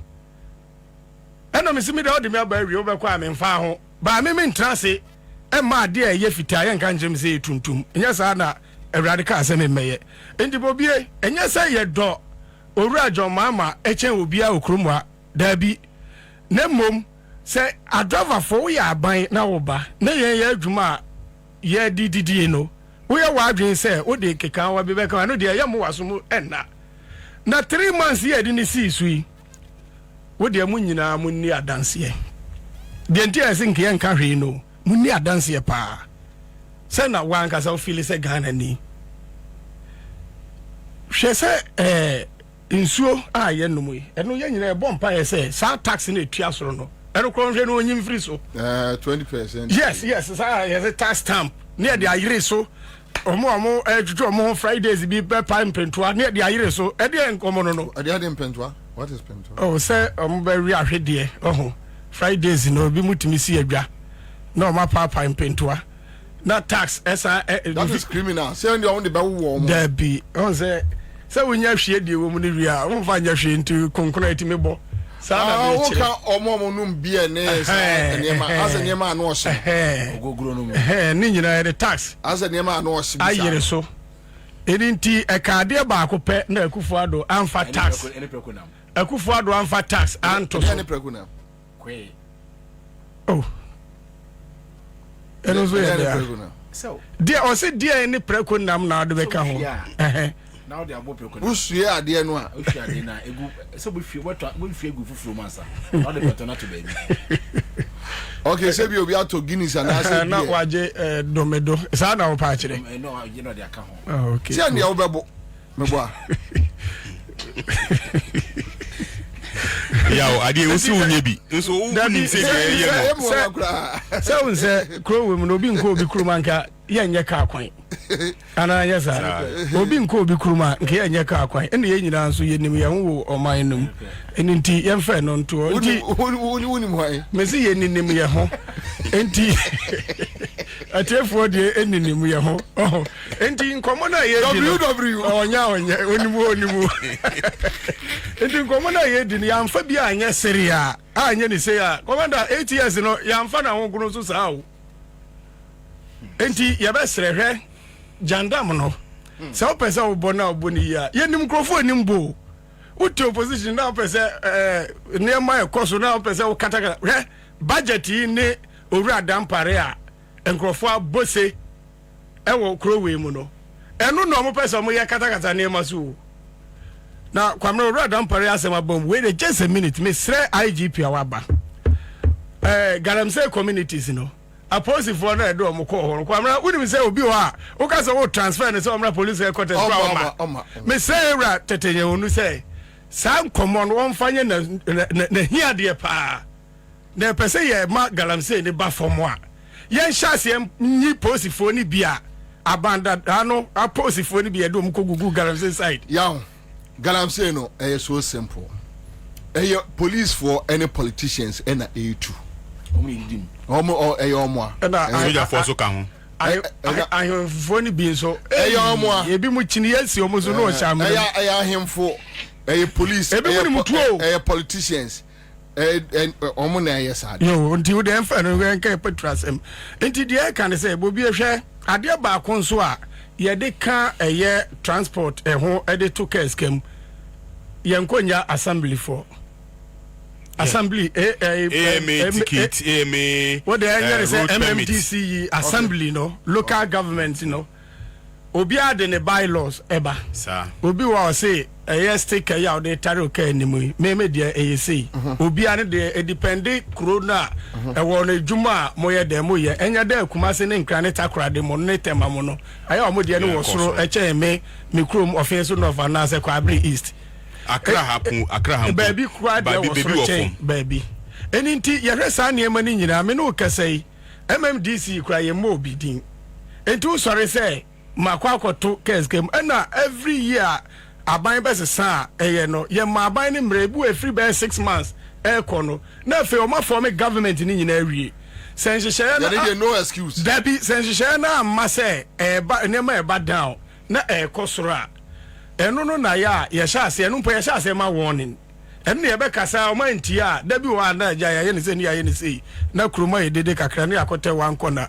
ne eguso kasa mo nso mo nhwe na munye nema emra form si ya na ekwa akobu kef si ye wura election year o eno de ne ahya ase ka kire adriver for ne woni sa adriver for nso de ye nkonya ma ewa akiri ye ya de ye peomasem pa de ye domo dodo because ye mo kwa beton suo atadwen na anyesa kosua amano ahwede handkerchief so mama ne de mo kwan mo meto o da bi so ba ye be ma kwan na wa amade a nti so chine no obre na car enuru no so no no abeje front no team ne yere na ebo nkomo ye kodi dia Brian on na na mbetu echo ba ne ye de car key ekira krantie ti de ne se ahye no enya say bi wa bibi different bi ya no mo na wo station enso beje de say abanda da no David Becker say Kofi Brokuma kra ne ntimi ntobi mo Kofi Brokuma ne ma de kro minim ni ntimi nto kokko ne nkati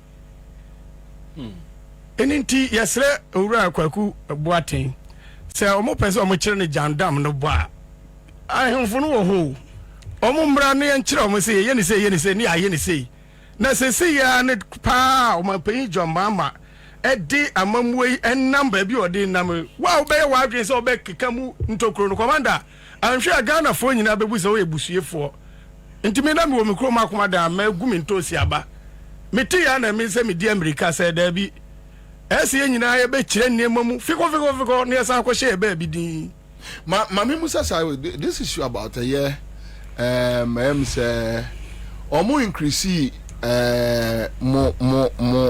mo yini bi eko say na insurance tax you na buy no we say na free but yo let's make it frank and plain insurance to 10% it still holds no correct it still holds insurance to 10% it still holds but the woman ye sa 10% no no normal be yi sa VAT no wo so no nti se budget no omo bobo hu no omo gi tumu a that 10% no will be off and say ya na ya kan wan se but will be off but for now as it stands now for now everything holds yeah I'm okay but no cry woman ni say afiwe obi o kwa kotwa ni so sa VAT amutumu unim time amutumu so VAT no affects our 10% right yes it is omo agitumo parliament no approve ya which is that 10% on insurance no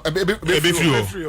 Oh I see but the entia ehun kasaba ye kan ni say omutumu December ye ba 1st January e no mo de sha ase after say atu abanawie no aye be so edwom oh we yeah anything na kasaba ehun no omutumu December e na 1st January e sha ase inti me ne wo kasei last year no na 10% ni so this year e na 10% oh we start in January yeah obo abroja ho akọ na ka so do di agro inti bobie sa na ko ba no I dey venti ase insurance company wo dey for insurance commission is here na bi so mo eja fi de ketwa from na bi so mo so omo prepare the net wo ai and omo implement in January 1st January na sha 1st January yeah and let me the cars 4 met me the cars 4 e dey abetro omo eyi abetro and omo ja no ma adwo mo ama yeah and omo dey hama yen be bobie o fidie kase yen fidie ketwa me ne wo kasa sisi yi GPRTU the press aba at the bank say there is no transport increment yeah makai area we are echina yenso ye de beta GPRTU echi say true drivers na we cry kan wa hai yanka o be bia mu obi ate nya asa ana kwama da nya sa obi ate na so tie ha o ayo de be pia na fa na ayo yawo aninti say lorry fare ntumu de a ekọ mesre minu yakoku boaten mu ejuma no mombra mbesu ejuma no no monye ejuma no de be pese ombeye pa be ombesu no monye be de ewo mu nie omo amfa facts na antudwa abekwa koye se danu bi abaku bi akra fm ha ya o se anajo no de otwi abion wadam finishmel de otwi abion anajo na ade chi a watwi pick up no oh wait okay group no organizer no Israel go o manu wa de akoda no obi enti de wo mu ai pa no say you know what the what was ku ni mo ase ready you go for mo fresh me ma me oh what say de bia o mari wa de share na o mari wa de bibia said do na so mari we ya dia was we also yes two drivers in the well inti no esan say onu o kan bi abion anajo no inti no eya na onim we are not to pick up inti de bia sa na oye no ejuma no obemu a ombra Ishmael me ni shia o ha na me dwen so oye pia se de ye na oni wadanfo ko shia first yi na mu pia na mo ajeje mo numbers na mo di nkomo oje me number one frame me bepem ne eni nti na waba be wa flop big time no be ye pese omo be ka ye ho na ejuma no ye ma no ye de because omo ambem ambe ye ne saa ejuma na nya de say minister nka o se okoshia obi foforo be doli say omo ya de omo ma minister adwansi say e wo say oni ye behia nti e dan ase. All right, live and around 100.5 minim aboso kan for mo bibia mo de be ka ho. We have just 2 minutes. Oh, ne be kan say eduma no ne hia na ya ye no so ati ase ya ka sem bi say jandam no den yo he say eni ho this time no fat checks and balances ye check obia what the ba na ehwe na eni merit bia na ye be expose you so that say ba na merit wo ma ye be support you in this time there ye nye ne sa you ye abin ho a na yase ye titi ha no eduma no be say eduma no be so sua ni na e verify you better the way here etino ye the spare parts can say spare parts industry no I think say say the me five education here that ura mahama na panfo ase because it's share wo muto be so mo industry no kwabena the only person between your industry for now and now he's the president air job man because of boy e be boy nyina oboy boy nyina e ba find time ya say the hunko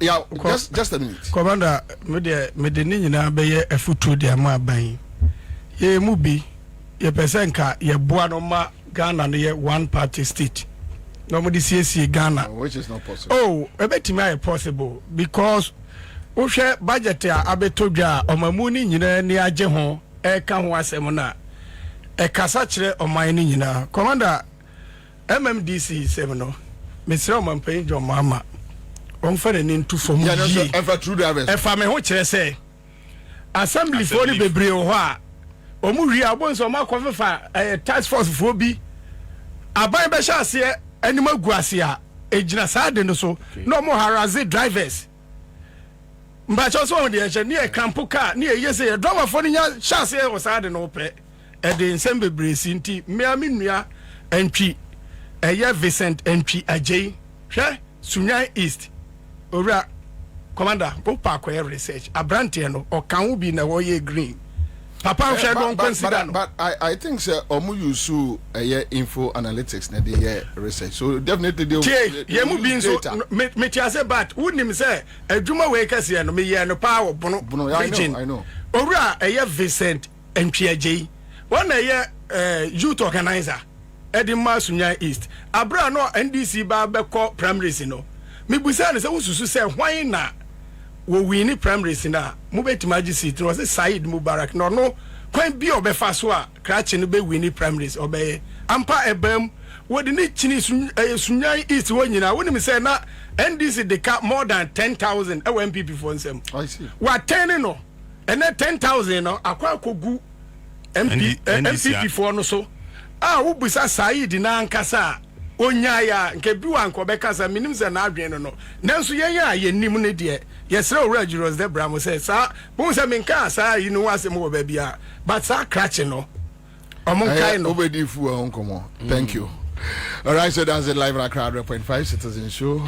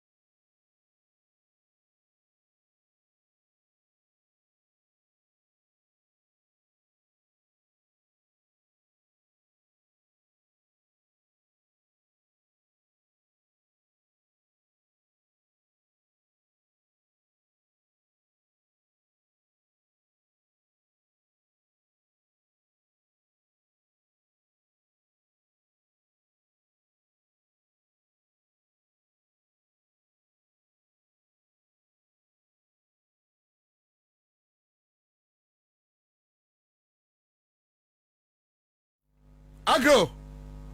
Prrr, sa prrr.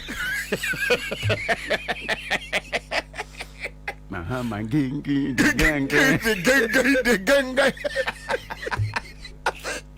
I say, Radia boy, na me yam. That was it, JTA. Was we JTA so ye. Sorry, I don't also TV. Krrsa, Radia be wo. Anyway, Aga Kwaba. Yeah, Boko the lawyer. Bia Boko. The radiasi. Me call Unia FM na Captain Smart. No, chere me say na meto na fa. Say dia Unia. Dia. Oh sorry, a cring de crank. Mo head pa adwene. Ba cho se Boko there. Anyway, ni nya ka na grow. Yeah, ni nya ka. Lawyer Tora Boko there. Hey, Nge Boko sa kra. I don't know Boko. O introduce me papa no. Papa actually ni bi anka ho. So, Yes first no. Say you can say lawyer e ba ko pe o. Udu la ta ka say lawyer e ba ko pe. Okay. Lawyer Kweku Asasare. Asa. Obi aye lawyer bi o. Ufri area wana. Me la te di o me papa ni lawyer Kweku Asasare. Na then na Ufri area sa there. No. Sa. Wawe, then do this somebody say. Bia no ni. Ana kreda bi aka ho. But very interesting development bi amehunu sisia and almost say the person involved with Ahmed Swale killing or Omar picking no police are on there. Yeah. That's so strange. Yeah, so better for my 88 years.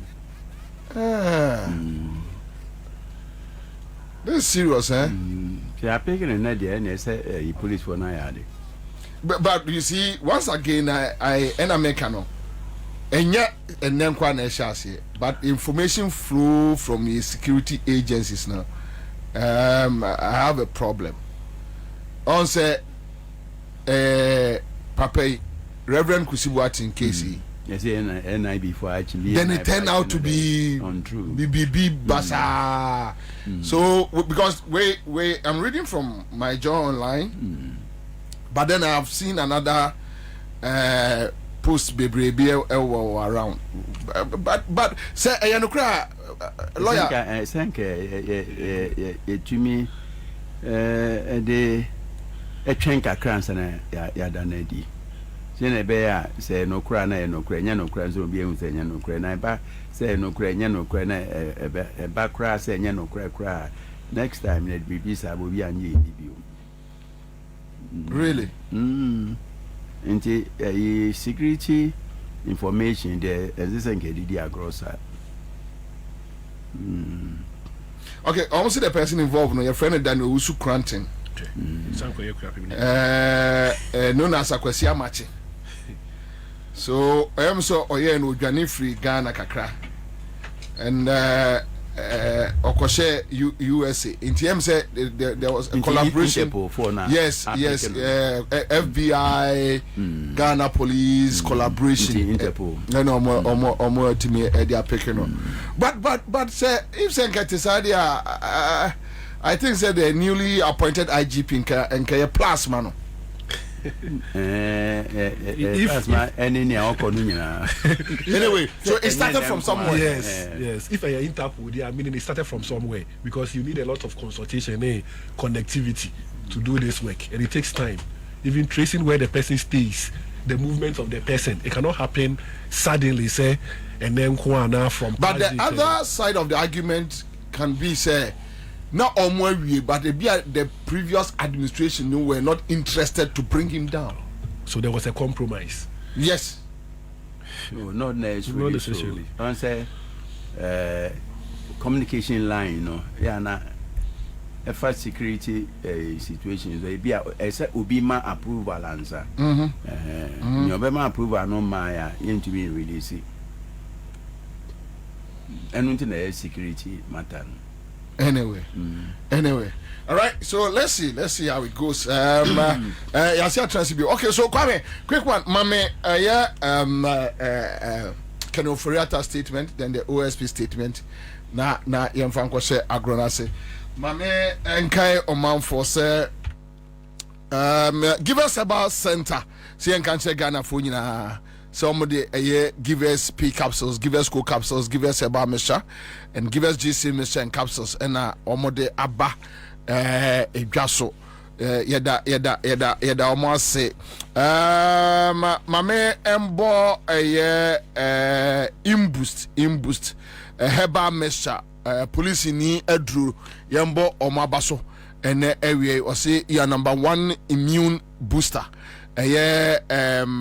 Imboost Heba Mesha Ghana fo nyina agye atumpa na yebepemre na yaka mo asem ede akire Ghana fo na mame enkai wo se ensase ekọ sese no estate developers ene ankrankra mope ensase nyina sese de abode wase udru circle commercial building bi wo ho etwa Odo Rice no so eben American Mall mo amunim circle yi pa no mo be se office bi ewo ho office bi ewo ho na offices a ewo ho no ubetimi di bia ye school ubetimi di bia ye Airbnb banking hall ene de keka ho ma mensa nchire obio wa hu commercial building bi udru circle Odo Rice mo amunim Odo Rice pa no eben American Mall omo spaces ewo ho ya omo ede ema rent ubetimi afre ewo 0244 810 339 me boss bio 0244810339 and 020817 8953 wonsa ebetimi aka omo afei ensase hu dwumadie no oso ko baabi etese your friends Mount Zion Hospital omo wo ensase a eben Headline Educational Complex omo eben Mount Zion Hospital ensase wo nyina omo enedi hujuma from 0549 436442 another 0549 436442 on Sabit Tabia Heba Center. We are grateful to them. Omo enede Tabia Heba Mesha Abba and omo de Tabia Heba capsules so about Heritage Month Jumadi ni yeguso CTV and radio networks throughout the country. Class Media Group Heritage Month Jumadi no yeguso den. My father say my father Abraham Heba and Spiritual Hospital. So Hassan bin Abdullah says Christian Teteyonu is on duty. Or Bojuma say prr. What obviously new message there. Bubi adena over I answer ubo prr the prayer no society companion no petty. Penkola body say bia o. Captain Swans to prr the prr. Anyway, so issues about Ken Oforiatta OSP. Starting with say OSP declare a fugitive. Then Koko see so say okay, so I have this document. I was a Kenneth Nanaya Oforiatta with versus Office of the Special Prosecutor, then Kisi Ejaben as an individual. Though Kisi Ejaben and the head of the OSP office, right, will seal the office, including Kisi Ejaben. Okay, so respondents, no. Then these issues, let me just take one or two declaration on exactly reliefs are all pay. The Office of the Special Prosecutor OSP has no statutory powers to use media briefing to declare a person wanted or fugitive from justice. to use media briefing. Me kai on question me lawyer ni, but question about me to me say, okay, so anything apart from media briefing, Kenofriata is okay. If he had used any medium, because he was very emphatic that the Office of the Special Prosecutor, OSP, has no statutory powers to use media briefing to declare a person wanted or fugitive from justice. So maybe the procedure of declaring him a fugitive and go through the right process. The question is, what is the right process? Right process, Ben, declare will be a fugitive. All right, but obviously these questions started coming up in my mind.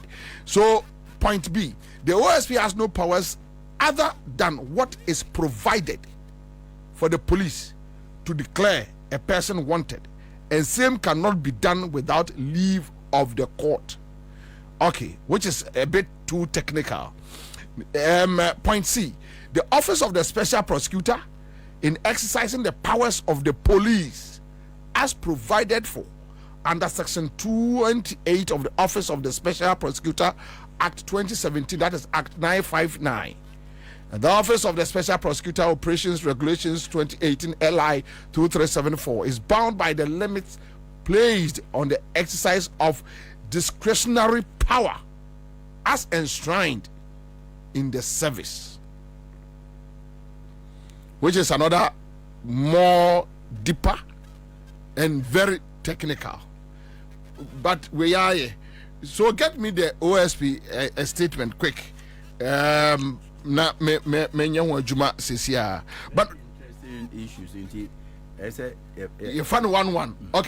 Okay. All right. That's very interesting. Very interesting. But so point D, the unlawful declaration of the applicant as wanted or fugitive from justice constitutes violation of his right of personal liberty as enshrined in Articles 14 of the 1992 Constitution, a right of free movement enshrined in Article 21 of the 1992 Constitution, Article 12 of the International Covenant, or civil and political right, as well as Article 12 of the African Charter on Human and People's Rights. So point E, any act of the Office of the Special Prosecutor as a state agency that violates the applicant's human rights will amount to a breach of Ghana's international treaty obligation under the African Charter on Human and People's Rights and the International Covenant on Civil and Political Rights. So the declaration that the Special Prosecutor Kisi Ejabin Esquire is a lawyer was in breach of Article 23 when he responded to the letter of the solicitors of the applicant by media briefing contrary to rules 8 and 12 of the legal profession. That is in reference to professional conduct and etiquette. Rules 2020 LI 2423. Pacho, yemfeso, Mekao say, regional communication officer for NDC, and now the public relations officer and corporate affairs head Emma Buidam, Chansakuwa is here. Chaze Yakwaba, Commander. Deputy Operations Major also. Bacho, Mr. So, Papa, so my Mr. We give me hope. Oh, the old, you know. I made them pass him. Maybe I'm almost of a bandy. Anyway, congrats, bro. Congrats. Thank you, Nia. Of I am a permanent man, although low key, low key. Anyway, but my man started with lawyer and sorry, lawyer. So this is Kenofriata. Now, I'm out for Busa say Kenofriata will home quiet. Say yes to go to court. Sabi obi aswe die ukrano or otibiko court. That's fine. But in case mood ukrensu a watertight case, is it necessary at all? I'm saying Samra Kura Wumpa. Samra Sai Wumsun. Well, Commander Ubekaya OSP office no issue statements no. I'm say Joy and TV3 4 ɛma me kyerɛ madwe ɛma me ka sɛ kwan a office no ɛfa so no na ɛnyɛ really wɔamfa mmara kwan so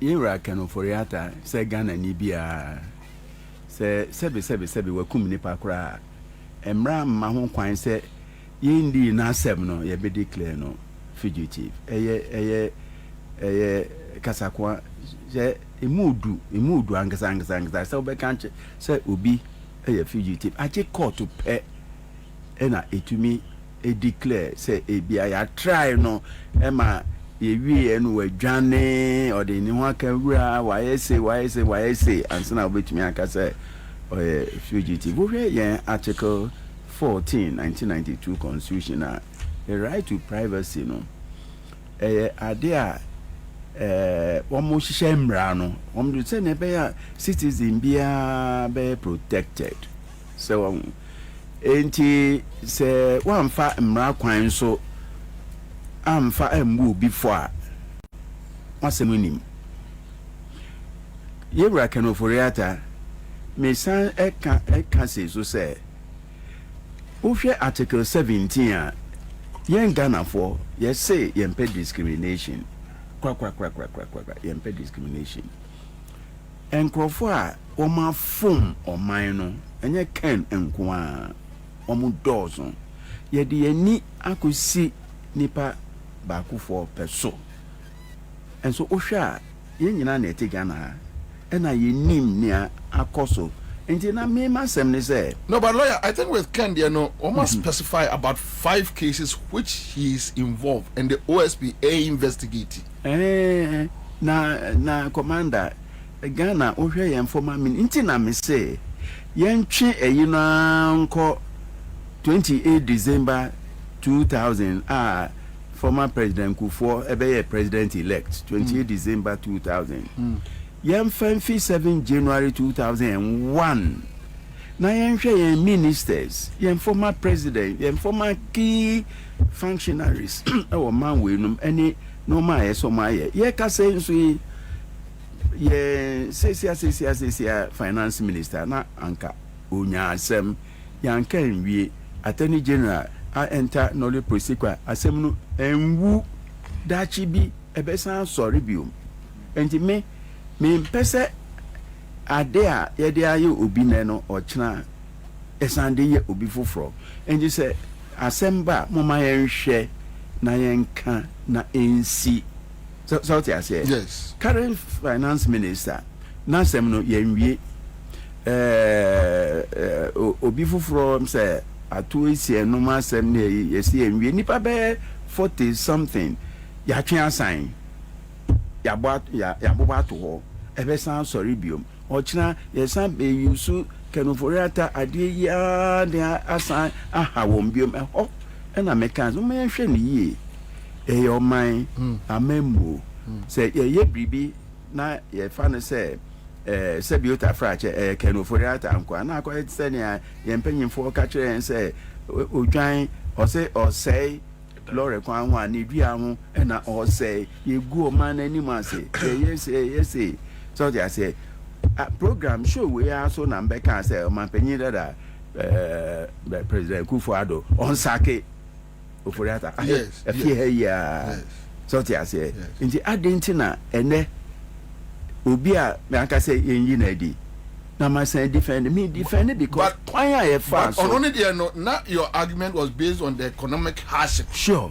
but when you're competent this is incompetent when the power is based on criminal act why not certify as a criminal act no but he needs to go through investigations and as I say oba and say declare no wanted onye wanted unjane ye also acquire resa watro me say court hwehwem na say yemfa no koto afiase mini wan sem bia court hwehwem na say eyi onye boni bia mini wan sem bia momma yemfa constitution no nya adwuma momma yemfa mmra enya adwuma se biota fro bi nko wi akokọ a untumi ntwa anto ne so akọ wi akokọ nti odi no tum onko wi akokɔ na ɔkɔgyina na ebi kora nea mo kan enye ne kwan so a nti me sɛ wasama momra declaratory reliefs no mean say as I say okasa na special office of special prosecutor approve ne guilt nti we yentumi entwa so yentumi ntwa no tia once reliefs no dey aba no nyina no e kire say ye establishing a guilt nti enya ade a obetumi akɔ na ye say ye wie ne ana ɔkyena da bi afei ne eba be hwem agi special office of special prosecutor na nkasa eba beka say oh ni aken e kan e yampa ene na che say yentumi hwɛ asɛm no biom na so hom say enye ampa de a e say hwɛ be ho e na ye bekasa no so aka ne de owie a na court bua na say wedi for nti office no edibim na ade achi a wayera na ye manombre ni ehu na ye declare no eno the court order under the constitution you know court order na we ye hwehwe mu ye ohwe ye article 19 clause 2c article 19 clause 2 C for Catherine presumption of innocence into say nipa no ye enkan say or ye guilty a obi ani obetumi aka say or ye guilty age court to pay enti na ese ede no court na ye hwehwem enti ya na the constitution ama yen aden na ese ebu na ntia. Okay, so lawyer fugitive per the English or dictionary in church mono or say a person who flees or tries to escape such as a person who flees a country or location to escape danger such as war or persecution refugee person such as a suspect now that's the B. The suspect. It's a suspect, witness, or a defendant involved in a criminal case who tries to elude law enforcement, especially by fleeing the jurisdiction. So there's it. Now with Kenoforiata case, the first statement from OSP office. Before Obe declared a fugitive, was stating it clearly that they invited him and he refused to appear. Later, Normote said we're free Ghana. So that gave them the idea he's running away from justice. Because all those cases, normally they are sending that he should come. And he went out of Ghana without informing the OSP. After being declared fugitive, and Otrom letter said Oyare. So this is the sequential year of the whole matter. It's not that Owaha and Omu declare no, but there was a contact. Can Oforeta Bejitu mu say yes and correct. But okoshe no ho yariaba one more time say obeba so that's it. Okay, say dictionary me why yen so yen constitution no emra constitution no ahihya to ode say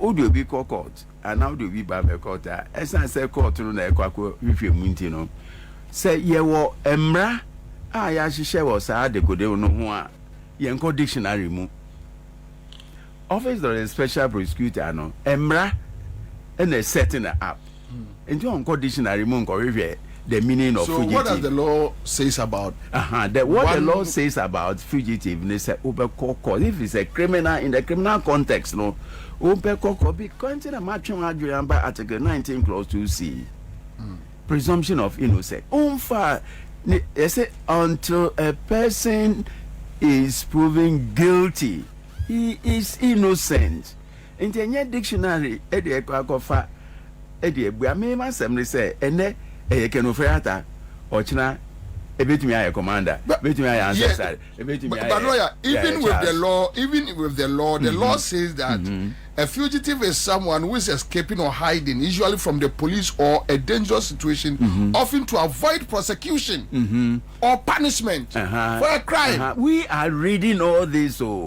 we are reading all these things. This is on the basis of the law. On the basis of the law, we are reading meanings into it. No one under the law is allowed to import any meaning into any word except the court. The office of special prosecutor is set up by law. Yeah. Whatever it does must be done in accordance with the law. Here we are. Say office no only dey na yeti o na ken dey ntie ye fanto you say office of the special prosecutor no wo say can oforiata edwane e bra na o mo hwehwe no oforiata so say o say me tro mo say me tu kwan say wo mo dey na egi edu oforiata dey na egi edu me emfa me ho nia me pe ahwe mu ane say so ye fa emra kwan so any they can say or ye fugitive ana the last time I share minu akuma wa ye discuss say say the election na no ye elections no man na all can na techima na say sunyani is nsensembe me can say point yeah ye hwehwe no mamu ye ne ababo nti say na all can release yeah. Okay, inti say wasama me emi de say ken enya kokoduro na wasama moma no mra no meyi na no enya no ne ewewe enti maye ye say obema wo hoi onye ohunfo a ye hunahuna no yeah o ti ase o kire say o ye Ghana ni mapa onwa ne mra on flee on police for emaye namum e kwan police for ni soldier for the to call ni fie sun kabimu eno se nani anje constitution no e ma ho kwan sa constitution e ma ho kwan sa so tu fie intermediate ho de e mi de nia etusu mienu se enam wensu nti no beba Ghana na wabiyi na no so china kwa na oba omra na nia ya kan se waye se omeyi na no so that meaning say from where you sit in your quarter nobody, no security agency can declare someone a fugitive. You have to go to court for an order.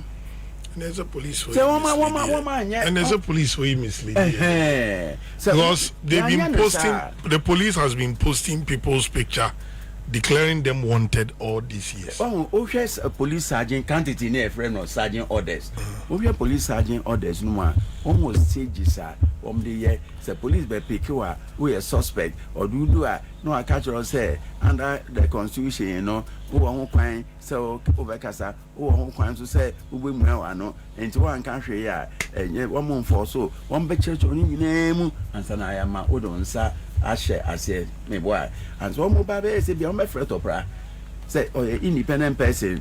Omrano major no share near Coso, say, police for no, and mu emrano so I say, and nothing as our constitutional process is in our. But council, in Chebia, NDC for call you to elections so Cape Coast.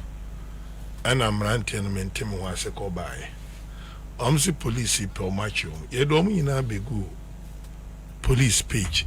Yankovo many with their names, declaring them wanted. And Ntokwe si Montemu, ye declare them wanted. Wrong. And Yamra. Wrong. Won't be to me. Oko a butcher memo. Pacho use microphone. Police Barbechewa, Kono Keke. Even though you are under arrest, no. Wo liberty no number 1. One moon fen near grow crack. Enti Emri B and a police ni be echo 2 obi car key ignition key no o yifi you know. Yet they call high court no. Justice Antechi meka Asante and the Republic. Justice Antechi edit to police IGP and him say, Muni who can somewhere say, and nunti na omade jekedako. Call police. But still, they are doing it. You're wrong. The fact said the police you are no they're wrong because you need me right. Over that time you right. And not the court. Moment ventilating the right. Yeah, you need me right. Now nipa no need me right, not the court. And also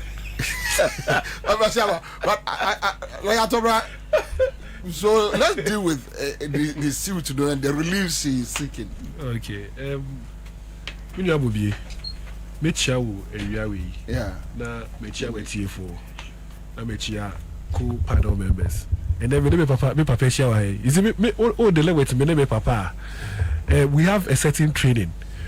Sometimes when we are talking, people do not even know where we are coming from, regardless of our. Not just when they want to mean share opinion. No, regardless of our political affiliations, we sometimes even talk against our political parties. Okay. And if a greener, you see a green, and you be a feedback, and I can't answer. Say a white, so I say a white. All right. And that's the training that it was given to us. And I like also the sana yet. Let me take it from this angle. Who's there? Time now, special prosecutor Kasano, or say he has declared Kenoforiata. Where do you see here? Or say fugitive from what? From justice. There is difference between fugitive from justice and a criminal fugitive. They are not the same. From what Bobie Wokai Efi would dictionary meaning no, and a fugitive from justice no. But there is another term I know. Criminal fugitive, and that's exactly what Mr. Kwekwe Asasare is talking about. Nobody have power until say court in a bit miaka say you have been declared criminal fugitive. But in this case, the context of the fugitive that special prosecutor OUC or say fugitive from action or from justice, meaning you are doing certain things which will prevent the office of the special prosecutor for them to perform. What are these actions? Let me find one by one so that you understand. One, they communicated to Ken, say Omuhiano in Ghana here, for him to come and answer certain questions. The answer the cover when you about you. He said he's going to be outside Ghana indefinitely. That was the statement too. For himself, he doesn't even know when he's coming to Ghana. Who said me papa Kasano or the uncle Article 17? Me finding something now back. Oh, Article 17. It simply stipulates say equality before the law. All persons shall be equal before the law, regardless of their sex, that's gender, religion, race, in fact, social status. And their economic position in life. Me na will be when there be some harmless question. Me what you say police invite you. Now yet na fie you can say you need to down pay beba. How would the police take it? Come on, will be a money who. They are na me. You dey will be. There be some that me na so come one some other. Over. Say me no person ogumen mu ase on. You see me newo. And I'm saying, so police invite you. Say we don't even know when we are appearing. No, you should. It would be absurd. Yeah, you should. You see, we should be treated equally before the law. So if you jay penny and I papa can say, or no, the only da or person will appear before law enforcement body for him to be investigated. And then what are we talking about? Then we are not going by the tenets of the Constitution, which is Article 17, because all of us are equal before what? The law. See, in as much as he has rights under Article 14, the answer not the man special prosecutor no, it's not good. You cannot give that answer to any investigative body for the investigative body to take it. Oh yeah, former finance minister. OSP office no a investigative body. Yeah. They have about 5 cases against related to you. Almost a bra. So in your first response, you could have told them, so, oh, me won't family, mom be abosome. Oh, me too cry, me won't family, me nimda meba. Yeah, also nimda meba. Now, apart so from eventually you are telling them I won't come. Yes, apart from this one, necessary. No, here's a catch almost say you will be outside the jurisdiction of Ghana indefinitely. Embrani ni embre mau. Embrano ni embre emau. Because second, and yes, will be a bear bonio. No matter what it Togo.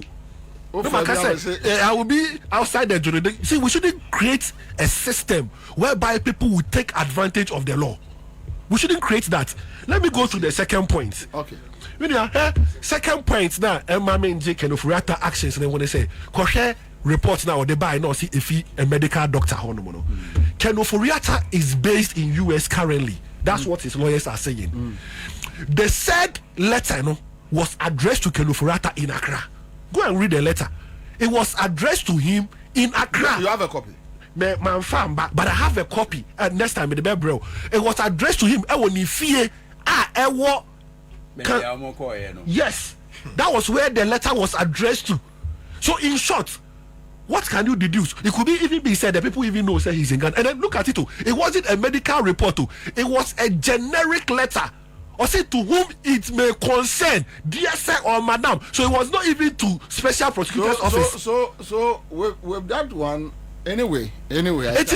Whoa, special prosecutor no say in a AC and a Wakoji medical report. The medical report should be addressed to the special prosecutor. But this one was a general one to whom it may concern. It did not say anything about because say and then or be appear you be taking the vitals or now even you be any surgery cry be we and there na bobi say I declare me fugitive there. Then a metro letter to whom it may concern because he hasn't yes, but no, the letter no buy and send a special prosecutor a press conference. No, yes, the letter came before, and it was on the basis of the letter, and I'm a special prosecutor and taking that action. We never be saying what he has here. So, Usha pa can no for turning the lawyers no. If the lawyers since they're advising now, they are my seniors, but I'm not sure say they directed him well because to me and country investigative body say you will be outside the jurisdiction indefinitely. Yes, so we so. Yes, so we so cry war memo. Also, so we so war memo. A baby no. Obi aniwa obebu embra ewo kronim will lead to anarchical state where nobody will respect the laws of the state. You know what be here? Yes, reliefs now. Special prosecutor say odi edi yenua yechi. Mina bobi yenka no kreu. National Cathedral yenja ne sa. No way. Mina bobi sanka National Cathedral your papa company. And you see factory. Now they are no. You say you invest $58 million and what that particular team are winning budget. No. No. Sikana ye tuebi ye deka ye de more than about 20 million. $58 million. $58 million. Spent to ye deka and no home a certificate ready. Here, architects on no draw winning Yamano more than 130 million Ghana cedis. That is Ajay. Yes, Ajay have been given more than 130 million Ghana cedis as an architect. Architect no draw, 130 million Ghana cedis. Here, see a converted ko all cedis more. Yet to me more. Can you say President Mozo pay or parliament? 1 million about professional services, fees for professional services are, and they say blame Kenofurata. Don't say Ghana bar your scale of fees. Okay. Sansuna Mijimi say institution of engineers, architects no come one so or one scale of fees. So I say, into a basana. Professional misconduct as I say a co institution or ne could be so mia or charge na say or charge sana say me call overcharge will be legal services one of them call a disciplinary committee of the General Legal Council na a honum na sanse me ye betumi aka but any nipa no man adwuma no nipa no charge they were even dealing with him even the Association of Architects in Ghana here, Crampo say, the person is not registered. He's not even registered with the association. Exactly. He's not registered. So he was not qualified. No. Yes, he was not qualified under that circumstance. He's qualified. He's an architect too. But who back Ghana Hanu say I said we'll join in on my association so that you'll be regulated. If not that, you will be on your own. So it's when as a banker to banker. Yes, when you are dealing with somebody here who cannot even be verified. We have all these things.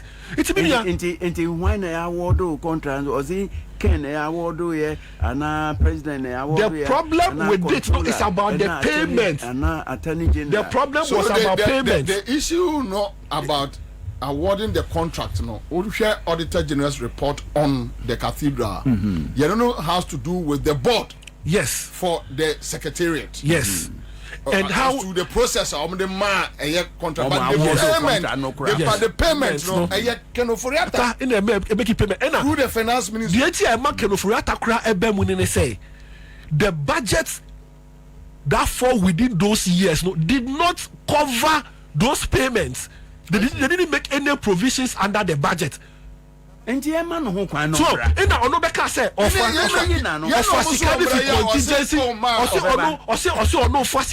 contingency fund. Contingency fund, and I say something related to what? Emergency.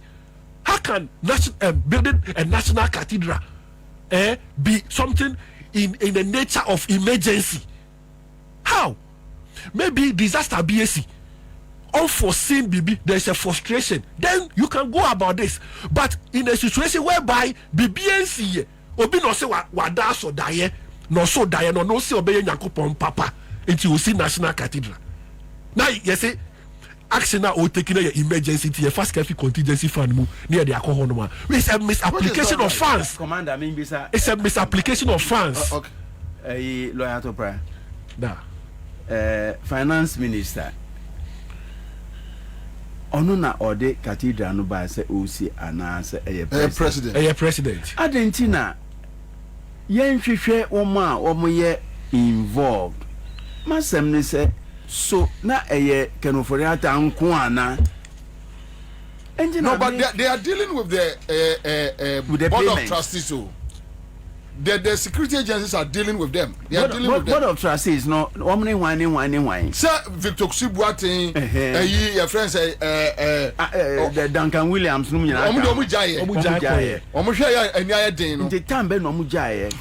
more request is there must be an audit. And then the other board members did not agree. You see, there is no demanding for audit in the Enchino.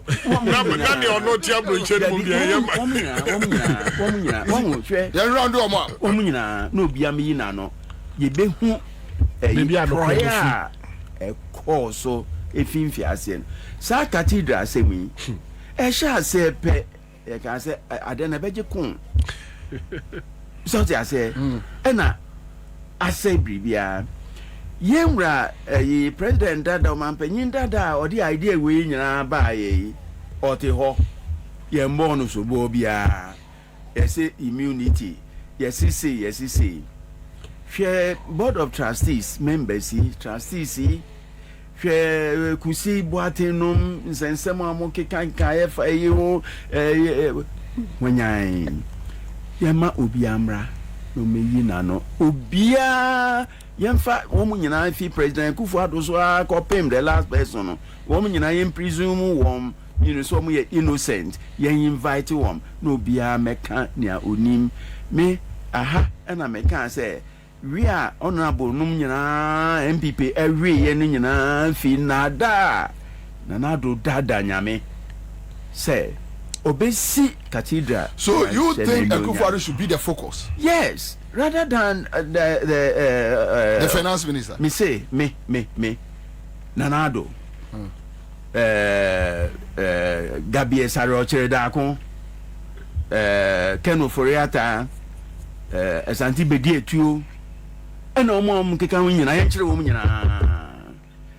Yemfa mo nyina mra. Atimu atem odwa nanim you yemfa wo nyina amra no bia meka na ye jana nado na me I don't know what to say. Yeah, man. They fuck my up. And offense and another problem. What did the problem? Answer. Nanado did do so than the energy. Was he from Yakiro? What? You gotta say, guys. I feel crowded. I say Charlie Bewula show. So on a more serious note, it would be unfair. Say a best single out. Kenu Foriata say or no Bonia woman ye no or no pen or a Judas Iscariot. Na or no uncle faces are Nipa na or the idea no buy. Nipa no de cathedral idea no buy then no hu ye ntia or dada Ghana for nyina se okwaku yi nyame aye obabe ye chrese Ghana ye Christo man ye sum Christo nti oye we oye cathedral yenra current president also beto aso meboa eho na sikawo eho na sesia sikawo obi akwaku pe biedi nti masem ne se nanado team no ne wo me including Mensa Water Bill, Duncan Williams, Daggy Old Mills, him for Yemma woman in Amrano Miyomano, special prosecutor, on Penny Baby Intra, Yemfa wom also baby him out, me Yemfa Monco Court. 58 million, a Danese swimming pool. Aha, you discuss it, sadly. $8 million. We'll show we So, Atobra. Uncle Ansasari issue is that I say Obia focus work can for you, but I didn't organize crime. Debbie, Miniamobi, my mention Bibi. Can Foriata de no abba out, MIA can't want because he's out of the jurisdiction. The investigations are going on. The investigations, all the other accused persons or suspects are being dealt with by the investigating body. That is what I have heard. But the problem, they say, Ken Oforiata no any or maimu. And a response now or the man special prosecutor no. And then the man they back out and make us like Obia and say Obia send him a very interesting message. Also, Ken is the one to pinpoint those he disbursed the monies to. Exactly. And Johnny me me. So Ken should be the main gatekeeper. When you grab the main gatekeeper, you know what they are doing. Me say the other people they are dealing with them. Yes sir, we are not being fair. They are dealing with them. Yenim. Me say many special prosecutor may invite Omanpenyin first. Or no conceive idea. They invite no first. Try yete ha and who say ye draw normal be wall Aye. Near yeti ya and it says $6 million for sa no man a draw yeah no so akufado ba na yes exactly interchange you $6 million na ye secondary schools in ye bia ni yeah expired rice. One more you say free SHS. Yeah, free SHS. I will fear. Emma Maker said there's nothing like free, no freebie. And he say free SHS no. Say ye buy. I can say we use 500 million. Emu 10 million per. Nya can one be check. Yes. Muma injai sa no mano. And he can oforiata no a finance minister. Mary Mpese. Aban way hand over that cry. Yebeka say Dr. Kesle Atofos. Current Atofos, you know, why ye boni ye pesa di no manu dodo. Enti ade no shas ya ne aka ne ye fio. Please tell Mr. Ansasari that the Court of Appeal discharged and acquitted Honorable Atofos No. The lead judgment was written by Justice Akabuafo and concurrent by Justice Bright Mensah. No. Sure. In as much as NOC, you know, Attorney General proceeded Echo Supreme Court. Yes. Echo Supreme Court. Yeah. So still, it went through the due process. And I talk about Bonapama. May conclude no mini abobi. May conclude no. You will be you will say yeah criminal case. There were activities be taking place. I friend of prayer trial and on a air course no. One, you be invited by the investigative body. Then the investigative body will either arrest you or more arrest you. Near grant you bail. You grant you bail. You remember charge sheet. Near chair bonnie a wire day. Why? Now my question statement form. Now why day? Now I fail before you can be before a court of competent jurisdiction. Oh, inti from ofre Ken abayi nyina no yese ye check Ken near the na court. In law no, me papa the way or child there law school there were criminal procedure and there was civil procedure. Obi o hono cry yes substantively no onye boni you, but procedure o dey be fast no. One for the right procedure as well. Okokota it be down no ye dey no oko. Eti nyeye ken nyina no, all that we are fighting for is that the right procedure should be used so that obi a wire born no cannot go and use technicalities and fan ko free ne. That's all that we are asking for. But in Yama, any the way here, you know, the way I can free the lawyers no. You just said that any or kofia obefia say adrenje ho. A way to prolong the process. I see. Yes, also one or see onimu da obeba. Secondly, or see or yare. And obekaya. But now I'm concluding on 2nd June. Yes, who say nobody abaseke. Yes, both parties have agreed. Say 2nd June. I feel also we're suing you. No, the other members says here. We'll be fighting about this. But that time in the day, that is it. Technicalities. The lawyers want to abuse the process, the court process. So as I say, lawyers say will be on more. And now I file a document way, or so I file away. And the abuse of court processes. So, and that is exactly what the lawyers no person on but I may conclude, you know, we should treat all persons equal before the law. But me will be here. Be anyone company mama hammer SM. Me company me sorry pay Mahama na me hu no me so. Mama crank na me. Devia me drive feel like a ton na me dey abaha me say na me dey be issue. But me na be here say this for you be so I should be able to talk against it. Me omo call Kenufurata fi omo anya ade. The man said he's outside the jurisdiction. Who could be fear? Now you're investigating body here. What you're going to look for is document, the phone, the laptop, and our documents. The man is outside the country, or the phone, the laptop, or the documents. Why did you go there? No, why did da? But creating a bad image for the government. But you've created a bad image. They be a so ya paper Mahama who in the way say let me put this number so that whoever will take over after Mahama in the name of NDC to market him. It's a yes I don't know me juma na den ayedin. That's all that I will say. Omo kofi one there, omo anya there, but the position of the special prosecutor on Kenufurata there, it is right. We should treat all persons equal before the law. What to be Kotina Brochi and Country Ghana buying any investigative agency say you are outside the jurisdiction indefinitely. If not that, people will take advantage of that. Obiabe Bonnie, no Kotina Togo. Obiabe Bonnie, no Kotina Togo. Lawyer, a special prosecutor now can or no na dream or no na dream and it's a Yemra Kenufurata Biana. Why not being said, oh, my M's or the Ahumitier, and I actually say, there be not some more kind, also when you down, and you see, who down, or second June, or so, Babado, the process he by you. Okay, and you say, Sanka or can say, or Beba, Abia, end of March and go be declared no wanted and now only. I can't declare that it was definite. There's a particular time that you are coming. But when you say indefinitely, I will be outside the jurisdiction of the country indefinitely. Okay, you will not say this to any serious investigative body. I'm an you by who say you educated public. No, Yenfano say or you sue word no indefinitely. Yenfano say or you sue and untina or cancer. Yeah, there is what is called trial in absentia.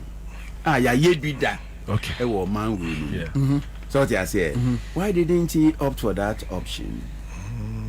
So I say, but maybe in the course of the investigations, they will need the presence of the suspect. Thank you. Into our trying, into our trying. Omra. Momra. Nanya. Chill. Yabahada. Ama. Ya can say. Me. 58 million. No. You beat me AJ. Now you call IMF. And go GCK. I'm all for it. But it shouldn't be just the cathedral. Yeah. Other ones. Previous ones in your May timeline. Move your galam say Sika, I say.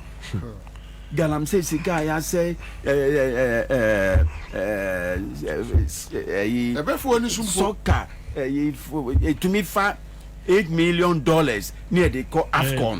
Near you spending 500,000. Now you didn't have ya ba near ya wishy washy bajebi. Edu bra.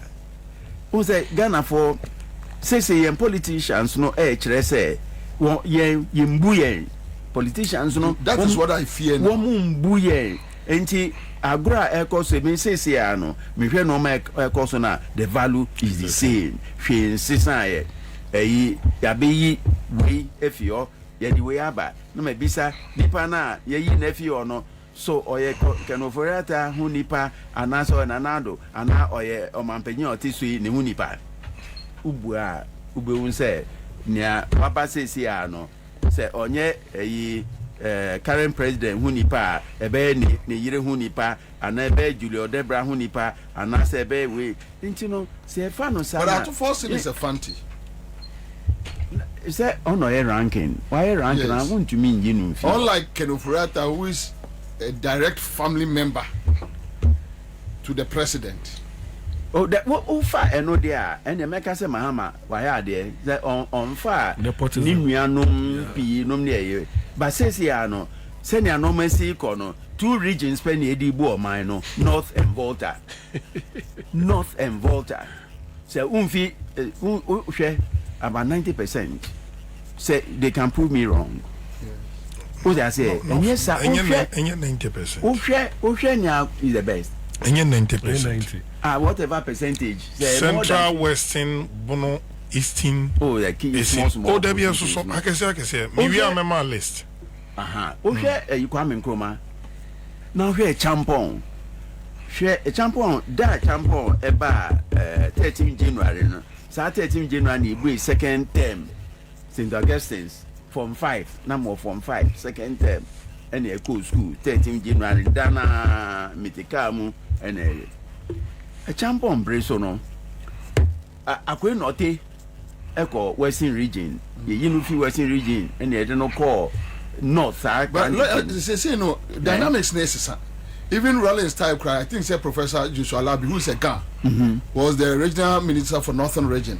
Thank you. If my memory serves me right. I don't know Mekano. Mahama so yibi. I don't know Mekano. So there pokumu nyina about Greater Accra. Ashanti region. But say Mahama say sound style no. First oba no. Current style approach na wafa no.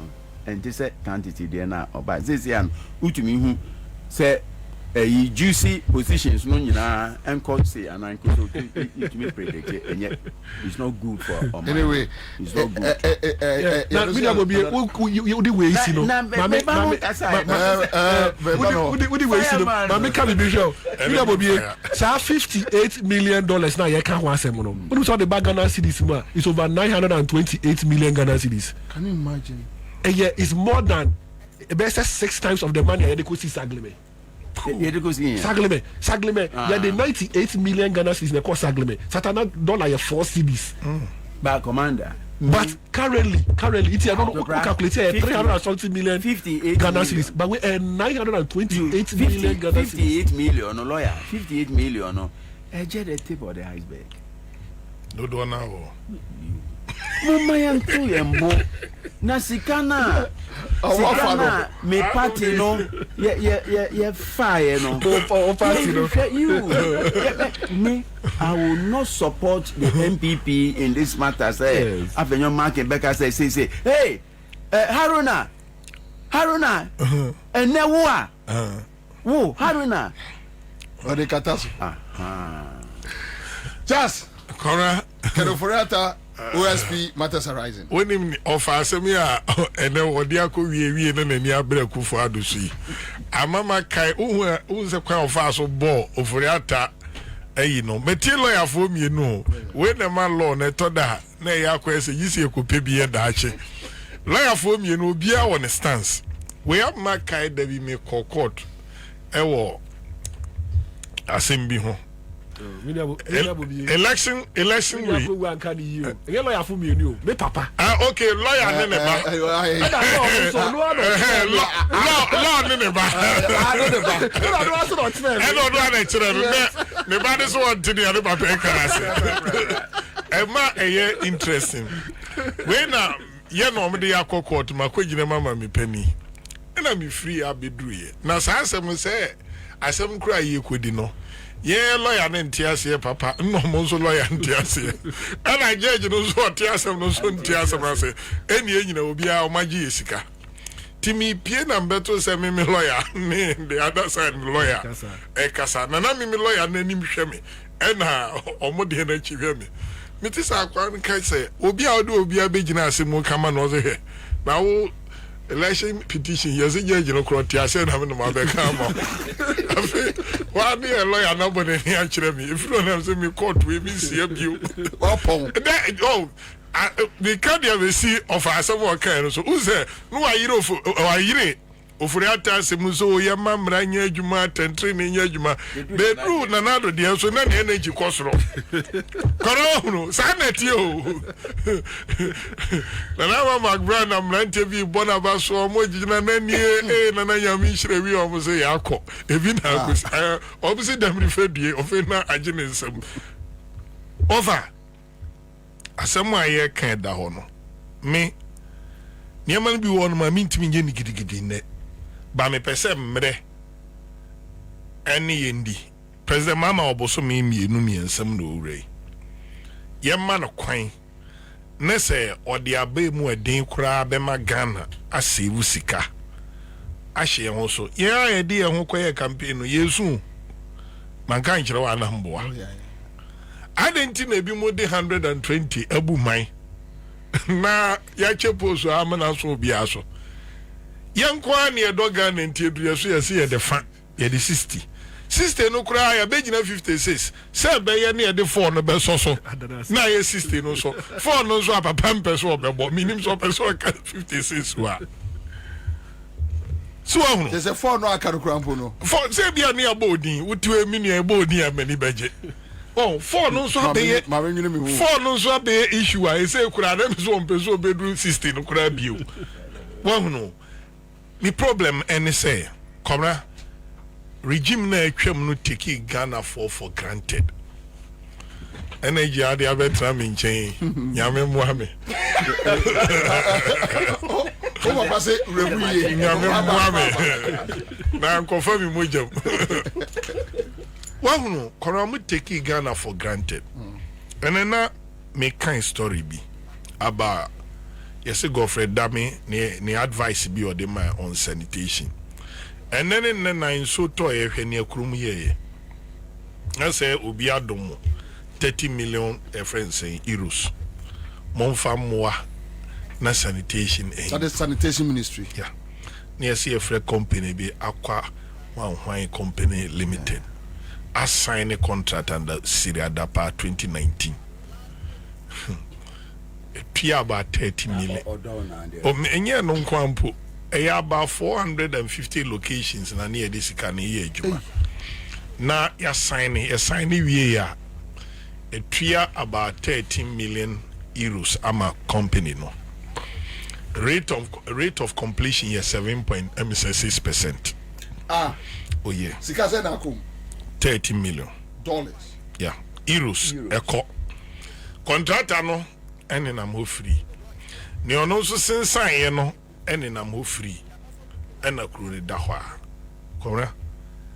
1 million euro no nam almost 160 billion old cities. A 70 po. Says ka we ye the mamia. One ba kono no. Ti 13 be say.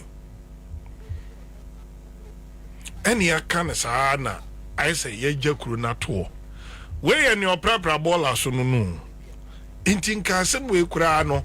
Kwabra bobi ansa waye show awi akom de no. No, your friend is saying complainant with that complainant. Yetimi Ghana problems when you know Beka say bobi ansa aka se mampanire afọ mayasa asintino a national security situation ami abe fan ha enyimre amande yem kom akwa adabra mponachi ami meti abonte eto abo minye bi da yame fa ncheme obi adam 2 weeks senior eto senior convert na ngesa timi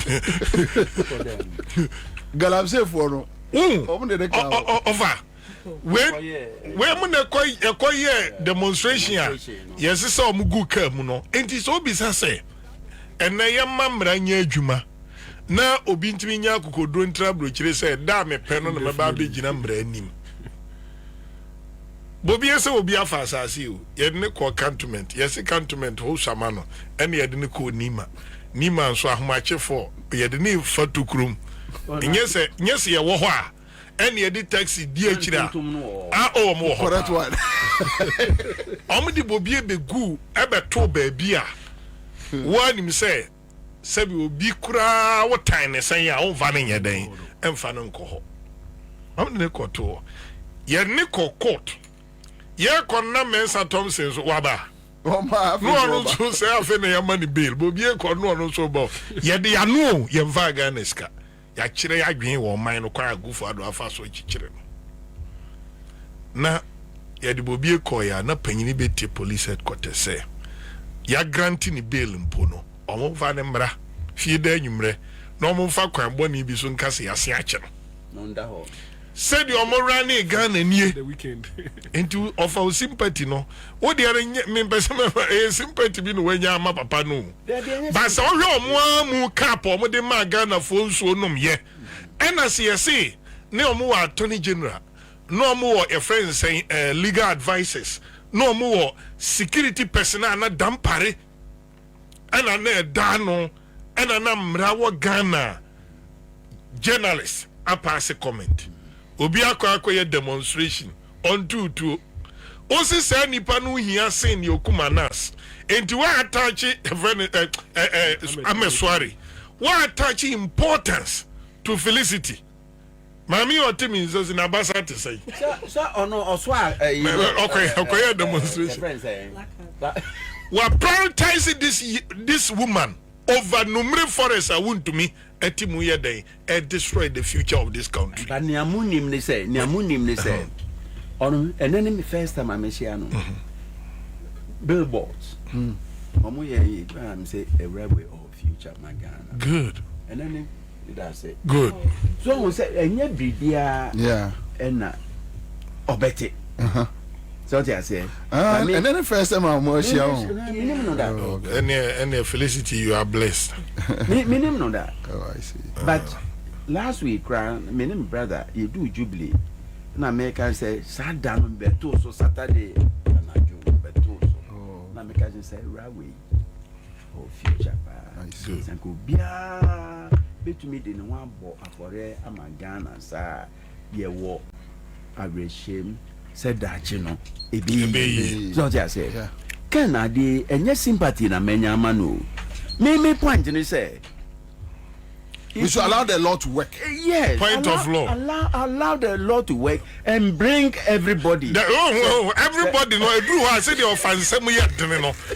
akufo the fact that they ba mu na energy no for them because on say if you have the Bekasaya, including election night, say Bonia Nanado, any ministers Nedino, Emrason, say a train or mason.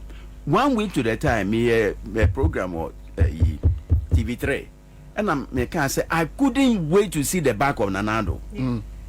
That's true. What I say, me besides say, do we need punishment and Nanado de Mayeno? So why do we just leave Nanado alone and see say onye and go after Kenu Foriata? Me say enye fair. Yemfa wo munyina. Comrade my je honatum. Ma be twice say. We carry on tiase. O de tiase. O de agufado de ne o de ayo de yami ko ni nim. Odim kora me wo how be say me dwene hu bio say National Cathedral ye ka 58 million no. Enko a wonim say omo wo as we speak certificates are yen piaka. Rate na yedru no. But then say omo additional millions of Ghana cedi. Omo nya ntua. But Charles, I hope say mo nkoso ntua ekebia. Dabi me kire wo say omo kada so da ho 58 na chi no. I hope say mo nkoso ntua bi bia. Rate no madru no. Ye omo Ovamania munim na mutia. Ovamania breche o. Na ensem ni bi won ma emra ma me ho kwan sa menye da mimie ma no nka ti masem nyina ne se kwara say ni quarter Ken Oforiata emra to nsa afre no hwe ne fe ye say ya twere okrata sa bra police station korobo bi enya bia ka delegation be konka abronye kura nya lete chese ye de ne nya kura o abronye ofa hwe hawa Mema scholarship obi show. Thank you. Yamin Shroud. Of our idea. It's gonna me problem ni say. Kwaya ya fasu treat you omono.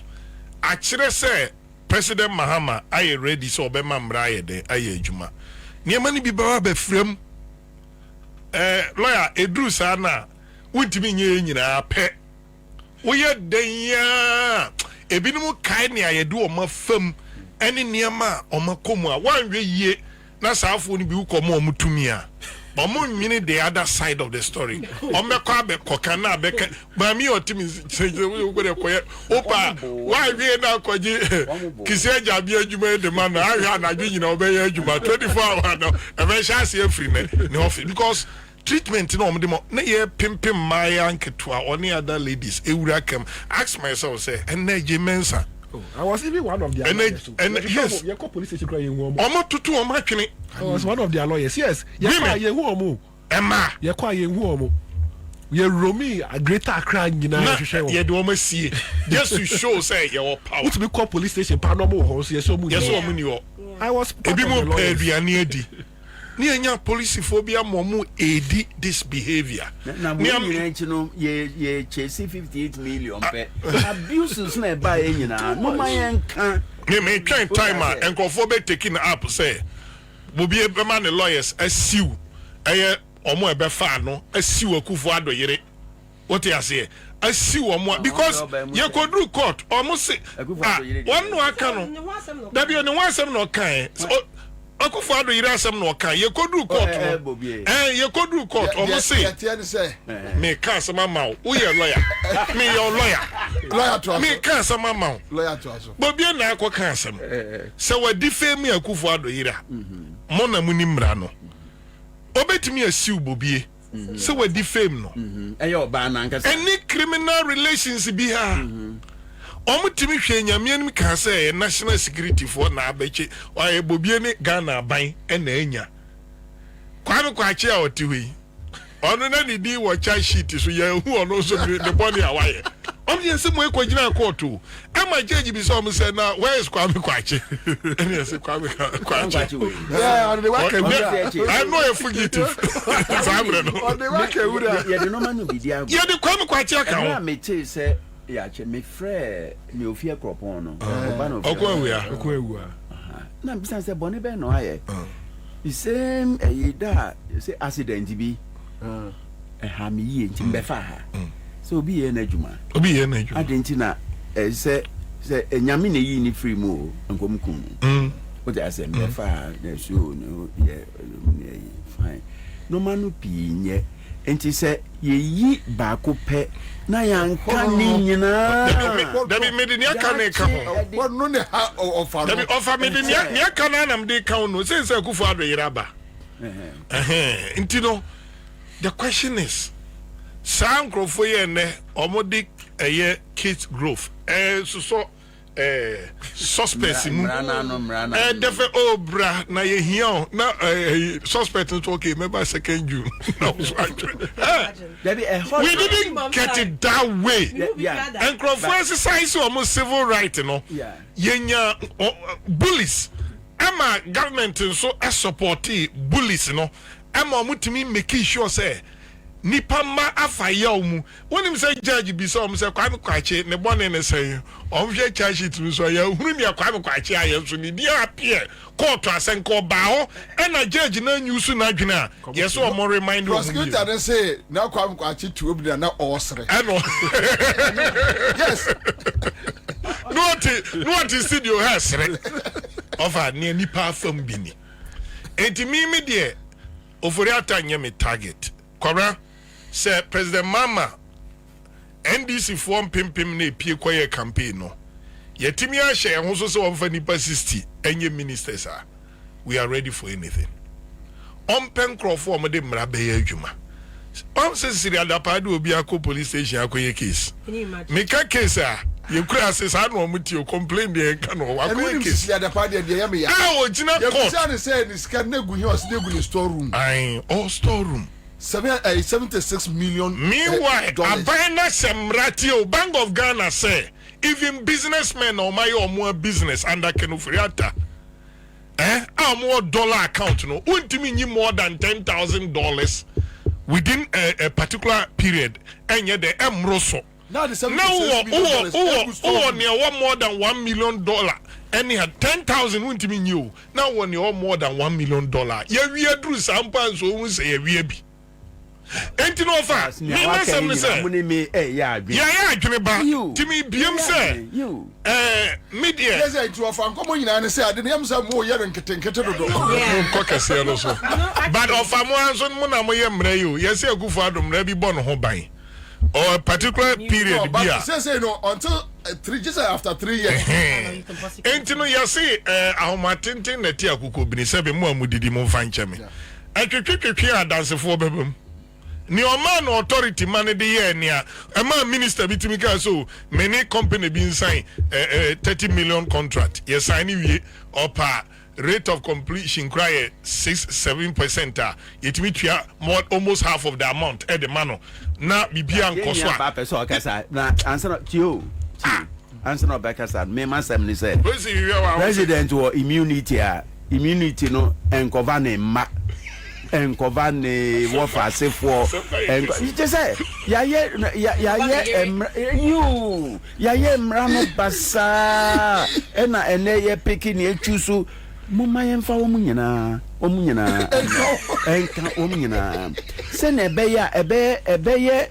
ebeye nsena ho emma ye current ministers from the president to their family members say who immunity sa 3 years no o family members enka any constitution no say who immunity cover lawyer asem kra na work about sa paintings various interchanges no say no be catch am say next can $25 million and $6 million. Oh really?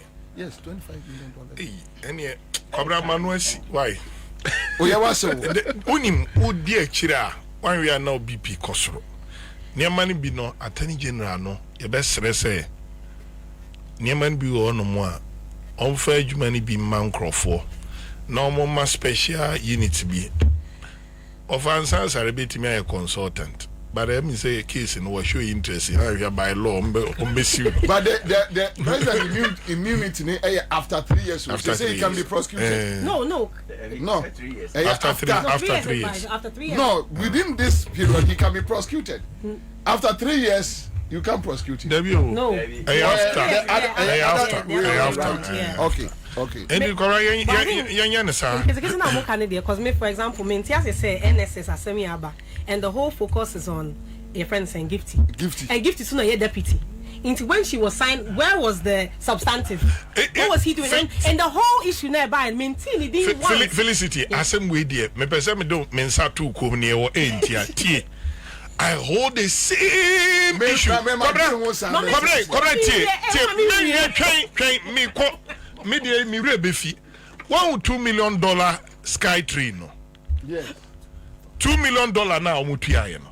Hwe say national security for motuka makofa 84-year-old man Professor Kunfiamia boy chairman no ama CEO na jena Jesus Christ onu na say ade no omun ko ni fie mpo nkochia no CEO no Only Ken Nekoba.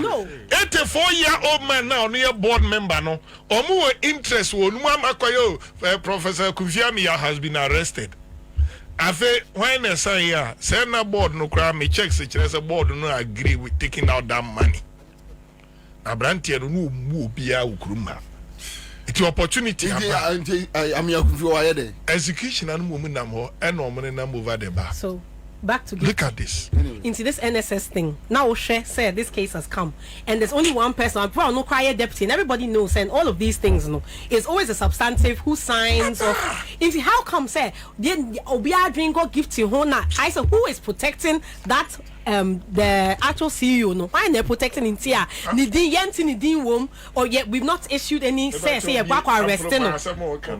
I don't understand why this is, and everybody's fixating on Gifty. Main case Gifty on here but new, but at the end let's do everything in its entirety. When you start picking and choosing and confirm person why arrest you confirm you want to summon them now it seems says almost like at the end person be any ye so why Gifty and not the substantive and what shows on no account and you mean to tell me say Gifty acted alone? This many 82,000 ghost names Gifty Kwana no jina laptop nechi and all typing in na setting. There's no way you can tell me say Gifty was the only person who was involved in this. And if you look at the facts, the amount of money we are talking about and this is party ska. Where no, how? Through what? Where? Or the where was Osesibi? Where was he when this was happening? It's on the free mo in everybody's fixed. I'm not going to be impressed when we're doing this piecemeal type of investigation. For what? This is not what we voted for. And then into some gather more evidence, not to mean do enough and I'm mattering. Wait to get enough evidence. You are going for everybody from the top all the way to the bottom. But if you start arrest, see our coach Gifty, anybody else, IT guys, who is looking after them to make sure say they're not going to get out of the country. Who is stationed at your friend is saying at the airport to make sure say all of these people who are fingered in so many deals are not running out of the country. Most of the people that we know, some can yama we huna omuni Ghana has and but no actual letter actual so maybe in 6 months. The way I can it me actual letter. It's the exact same thing. So if we're not ready, do your investigations properly. Take your time. Until you're ready now, body now from the top to the bottom, everybody is being picked up on the same day. But this kind of piecemeal and I give Tiba in Okodu Airport and no, you don't impress me with this. I'm not. And the thing is, when we do these things, actually in a way we are undermining the case now. Because in the end, you can say any Gifty Krana who signed any documents, and we are not. Because so far nothing has shown me that Gifty is the one who is responsible. So maybe I stand to be corrected anyway. But at the end of the day, I don't know why we are excluding the CEO from this and everybody in that company. Why are they all excluded apart from Gifty? Oh, Park said gifting Kwana ya deal with 82,000 ghost names on Uncotain accounts. Bena Ekomu, who has access to those accounts? There's so many unanswered questions. So they tell you that investigations and it starts from her. We want some information from her, and that may sound okay on the quiet. when I meet some of the people, we meet. Yeah. I ask them those questions, and they tell you, you need to start from here. I said, no, but even if I don't mind. So we take time to do investigation. If FBI to me the 10, 15 years, 20 years to do an investigation, I don't have a problem. It's not about speed, but it's about being efficient. And also making sure you don't let people away investigate you and cover up their tracks. Until you don't have the entirety of the case. But to do this, come out into the media, mentioning names. People in Kofor are going to start covering their tracks. In Kofor, if you're not ready to arrest everybody involved, I don't even mention one name. Muntu Mubase sit back and do the investigation. But almost like somebody who back I just said IT Nina no church or 82 names or more type 82,000 names. Who can say they are still sitting there waiting for whoever to come and arrest them. Ujidi. K1 can wait now watching. Yeah, sister can Messa Abosu may say Cathedral Assembly. Yeah, invite woman.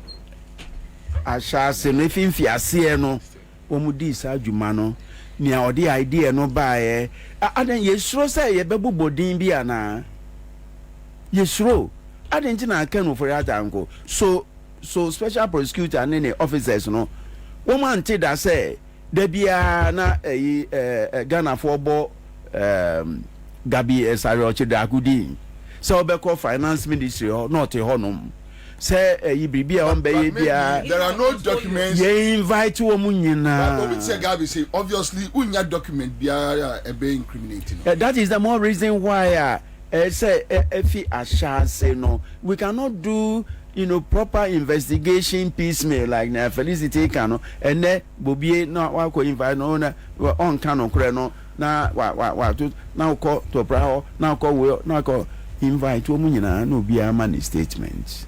And holistic, and at the end of the day, 58 million cathedral saga no, ubia Ghana menina be Nkrofo Edibone. Na yen target one beneficiaries no so one man sika no koko wo no adwuma ben e no mo ye e na etua sa sika no we nyina be ma yen scope no o dey say na ko fa Ken no ba no say okay me sigana me che no say kura mo ha me ama me refi wo ma me diska no ma ye ko ya na e ba ye unwa nipa ba ko na ye pese odwane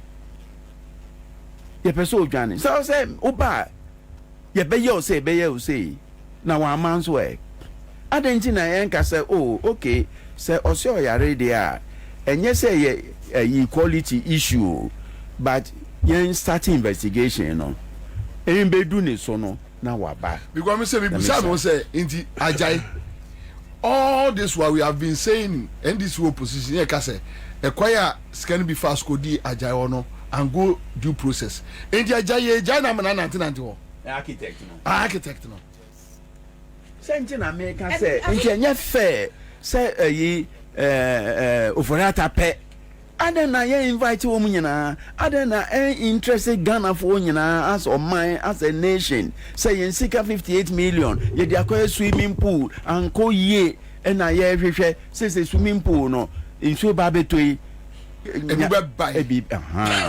na ye ti ho na ye say ye twen 2nd June na aka 2 days na ye be kai flood na alajo flood no sa 2nd June any FSA na second between 2nd and 5th June na insuno santo bio na swimming pool no ba say ne on be kasa enye ye we dey out of God ndi mo ma yenye ni yie anyway Binia ever say one man tell you time now but maybe let's do some 5 minutes beyond this kind of right time to round it up. Doc you Bob me that say we dey for fancha me be do ha quite we na I had an emergency so I had to go and come back until be board producer man here until mo fancha come na ma ben chia for and you marry I think this year you share studio there be this the first time at the whole year yeah and me tie nkomo na modi bia and I have no option than to support Doc on a lot of the things that he has said. Kwabena, people are watching us. People are watching the NDC. For the past 8 years, we've fought tooth and nail. We've put our lives on the line. We've put our freedoms on the line. But Akoya said, immediately after the elections, some alliances are being built. You know, Kwabena, how in God's name that 3 months after the elections, with the one-time corruption that happened at President Kufuor, not a single person has been arrested? Oh, how? Who has been arrested? Meaning what? Kwabena, who has been arrested? But mention one person who has been start arrested. Investigations, and I think we have about even 2-3 cases hanging. Kwabena? Reverend to see what in say arrested. Kwabena? Or no, then later it turns out saying the crime. Kwabena Ujamia. I can mention over 300 corruption cases that happened at President Kufuor. You are telling me about two or three arrests? So 3 months they are going. Kwabena, you see, we need to be careful. The confidence of Ghana for nyaye ede toaba in such great numbers at the NDC. We must not think, even in our wildest of imaginations, to say that goodwill is going to last forever. Because the goodwill na Ghana for the toaba maye no acha 6 months o abroswa 1 year. And within the 6 months to 1 year, you must have something tangible to show the people say, "Aye, biana ma ye way." Make I say Kufuor your crowd for, make I say Kenufrata your crowd for. Enti de metimi aye e dia kire sa de no nie.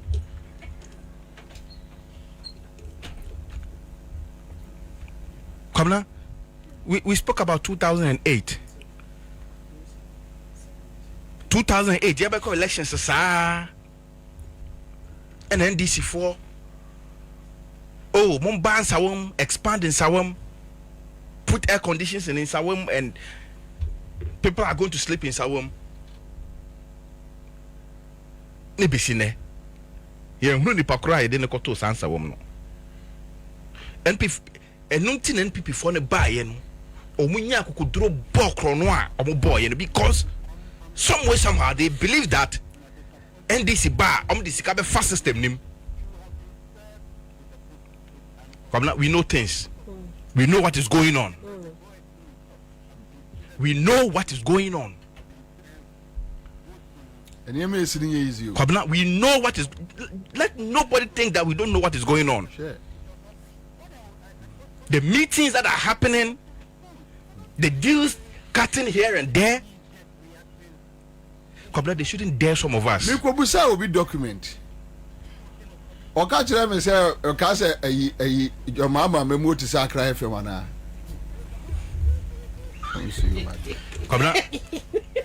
When I walk out some through opposition, I am on press conferences. Any we need election. And I recently walk about says, "I know boss am microphone at Chumutiaba because NDC we need a normal mat and order." To our boss, no man who say, "Asking because so." Never test you so winner. And yet, so there was your boss in Sudia. Say, a document in our while. Well, Fimi, so we met at the program. So now, was how can I say, NDC, I'm going to Sacra FM. Kwabena, the NDC's flagship campaign message was Operation Recover All Loot. That was one of its key campaign programs. And I loved it because, Kwabena, baby, your mine economy ni sikasema kuduno. You need the monies that they have stolen to rebuild the country. Yeah. Enti, Kwabena, is it that the operation will cover all the loot? The people are recovering into their pocket or what? Which I doubt, but you see, no, Kwabena, you see, what I fear now, from what I'm seeing and what I'm hearing, what I fear is that political class of watch my back. No, Kwabena, I'm coming there.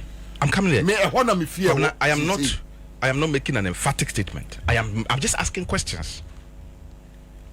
Sir, what is the status?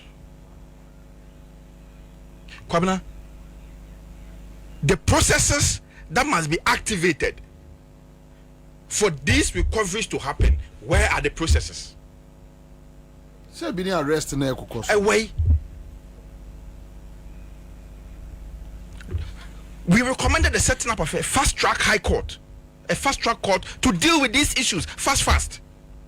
Away. Because justice delayed is justice denied.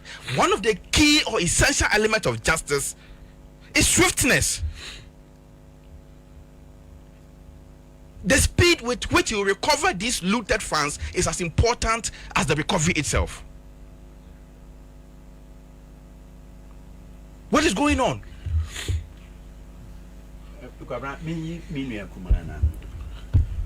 No cry what Ghana ne say.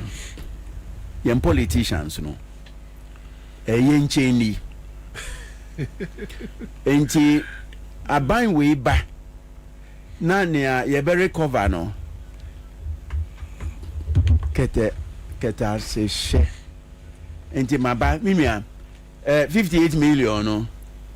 Wo de mo pa monfa 28 no 30 no mo de mo nya mayen wo munim kwan a wo mo fa so e de esane apo a na amantan afa wo mo no eno na me ka senia okay nyina me fa ne so pa ye nim ne ekoso e wo impanyimfo no dan mu ye nim alliances a ya building ye nim emra sa operation recover all loot buy am be kasa o me kan say enye me nwanwa say IGP dampare only 3 months e be yinadi ye yinadi special prosecutor enche obeko eno ne nia ye hu wo oman we mu say if anybody tells you say you be recover anything ama Ghana man kuru no oboa. But you see, that is the narrative which NDC has to change. And that will be political suicidal. We need to change that narrative. That is it. Sir, we na party no position and no one fair. We need to change that narrative. We will not vote for NDC again. We need to change that narrative. We cannot allow people. NSA Abregu. Yeah, what did I lose my phone for? NSA Abregu. Yeah. Come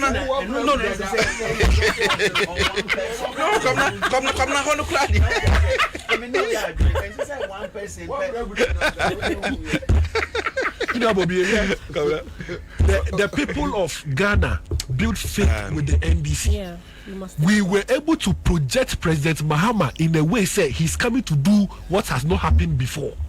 That he has learned from what happened previously. We projected in a way, say he will do everything. So if we do not carry out these things, and it will be political suicidal for the NDC. Kwabena, some people me share social media, TV na me share nkofo monya akokoduo ejina platform so kasa. Na me say edi asem one of the key recommendations yes, you see, if you want to recover funds, stolen funds, you need information. Yeah. You see, one of the key incentives, let's say, we told the government that, look, bring a policy where anybody who volunteer information that leads to recovery of funds from any former government appointee or a politically exposed person will get maybe 10% of the funds recovered. Why not? Kwabena, Sika Kufuor no mawia. National Service for Sika Krai inquire about 6 billion. Until Kwabena, we are talking about almost 100 billion Ghana cedis. Yeah. Me ne see OBCI. And I'm a ball at the way. Charlie, me no nyina na tra Cry FM. Near cancer issue way from this office away. I don't call who is here. On say I call one na or more tunu for say per diplomatic purposes no omu yi sa nima nyina ba be guga na nyina ni mu ase. How? Yes. So we should allow the corruption to front us. What kind of thing? This primitive thinking. Let me send a very important caution to the NDC. You see, the corrupt system which NPP built to loot this country and to destroy the soul of this country, which is supposed to be teared down, is the same corrupt system that the NDC is operating on. They have not torn that system down. And it will swallow them. And if they don't take care, it will swallow them. If they don't take care, the way Ghanaians felt excited and voted for the government, the goodwill, it will be the fastest government to lose goodwill in the history of the Fourth Republic. Because if you see how vast the goodwill is, if you don't take care, the goodwill will dwindle fast. Actions must be taken. Actions must be taken. People are watching. People are quiet. The fact that people are quiet does not mean they are not watching. And we have seen Ghanaians. When Ghanaians get tired, they will do fin, and the day Ghanaians will explode. It will swallow everybody. This is a caution. And it's a passionate appeal, Kwabna, to the powers that be, that for some of us who stood on a platform of accountability to hold the NPP government accountable, people are calling us and asking us, what is happening to these people? What is happening to them? We need constant update. Yeah. It's been close to a month since the oral report was given to the Attorney General. The Attorney General hasn't conducted one single press briefing to tell us the status of these cases. We need access to information. We want transparency. We want to know where the cases are going. We need the people of Ghana, not me. I don't need it for myself. It's the people of Ghana who are asking for these things, and we owe them that responsibility.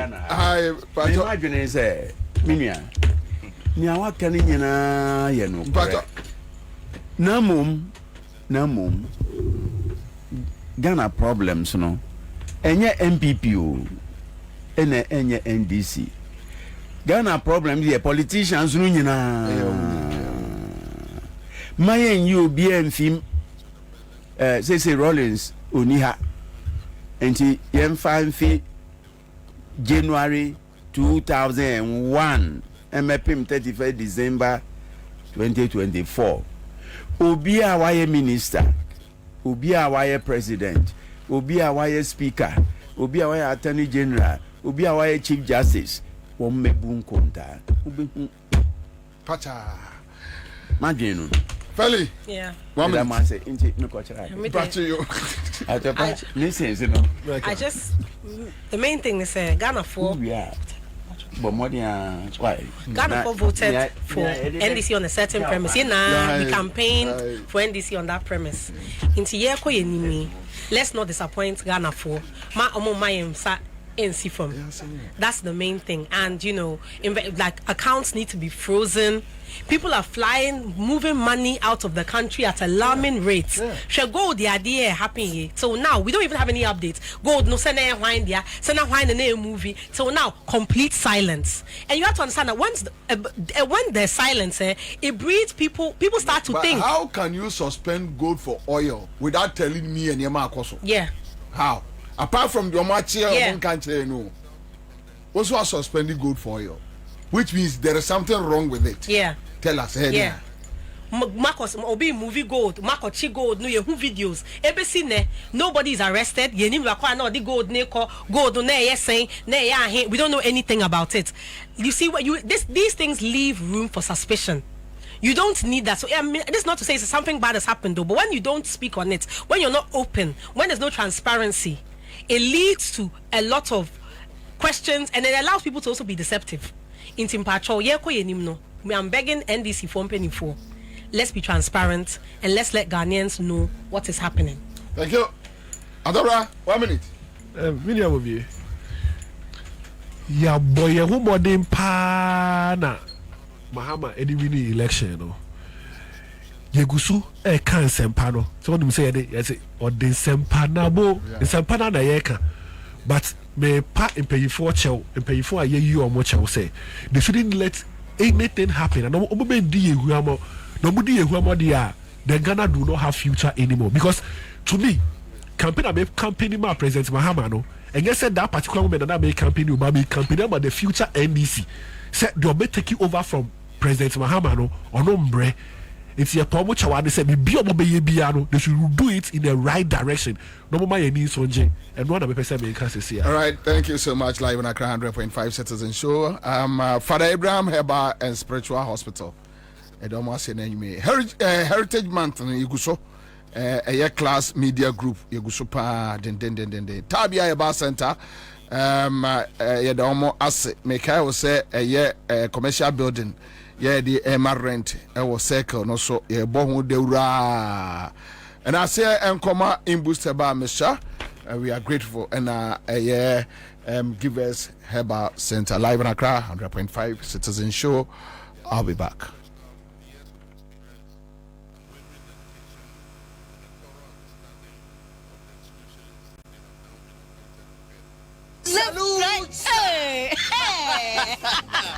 When we send your police in your draw, Imbusaba Mesa Amama Huadeng. Refuse to grow, and young offense Wabek.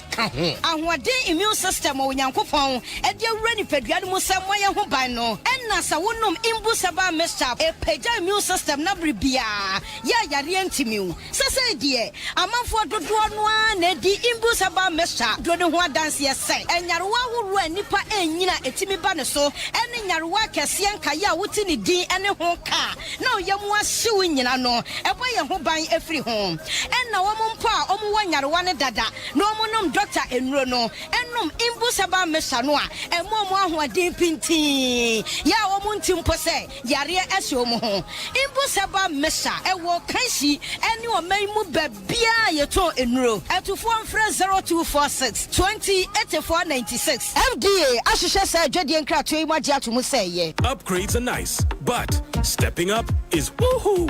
Because when you upgrade with GoTV, we'll step you up to the next package. Upgrade today to get more than more with Step Up, where if you're on GoTV Plus and upgrade to GoTV Max, you'll get even more with GoTV Super. Get big value, get big entertainment, get stepped up to even more with GoTV. Upgrade today on the My GoTV app or visit GoTVAfrica.com. Terms and conditions apply. Offer ends 31 March 2025. Hey, say, dear Mako, who our Greenfield Scientific Herbal Clinic, no, me who credit me, say, and Nunti no mania award, a word bestie, Obian Transit Emma Dumpemia, dear Cassa, and as a boy, dear, and canon to them you. Greenfield Scientific Herbal Clinic, as son, you want to say, near Kuro Etuno, near Anka, Awananum, Obana, Bemo, Power, and Yarwankaye. Nancy, Mamika say, and the Spana Cod, Ekayeno, Greenfield at Arumenti, and was our selection and also APM. Greenfield Scientific Herbal Clinic, our ultra modern laboratory. And a diagnostic machine, sir. I should share the Pedium Kasa. Greenfield Scientific Herbal Clinic. Our Nunga Dogon, Estate Junction, last stop. Frewa 0243 983 906 and 0261 651 898. Greenfield. God is our healer. Greenfield. Your last stop. I believe. Upgrades are nice, but stepping up is woohoo!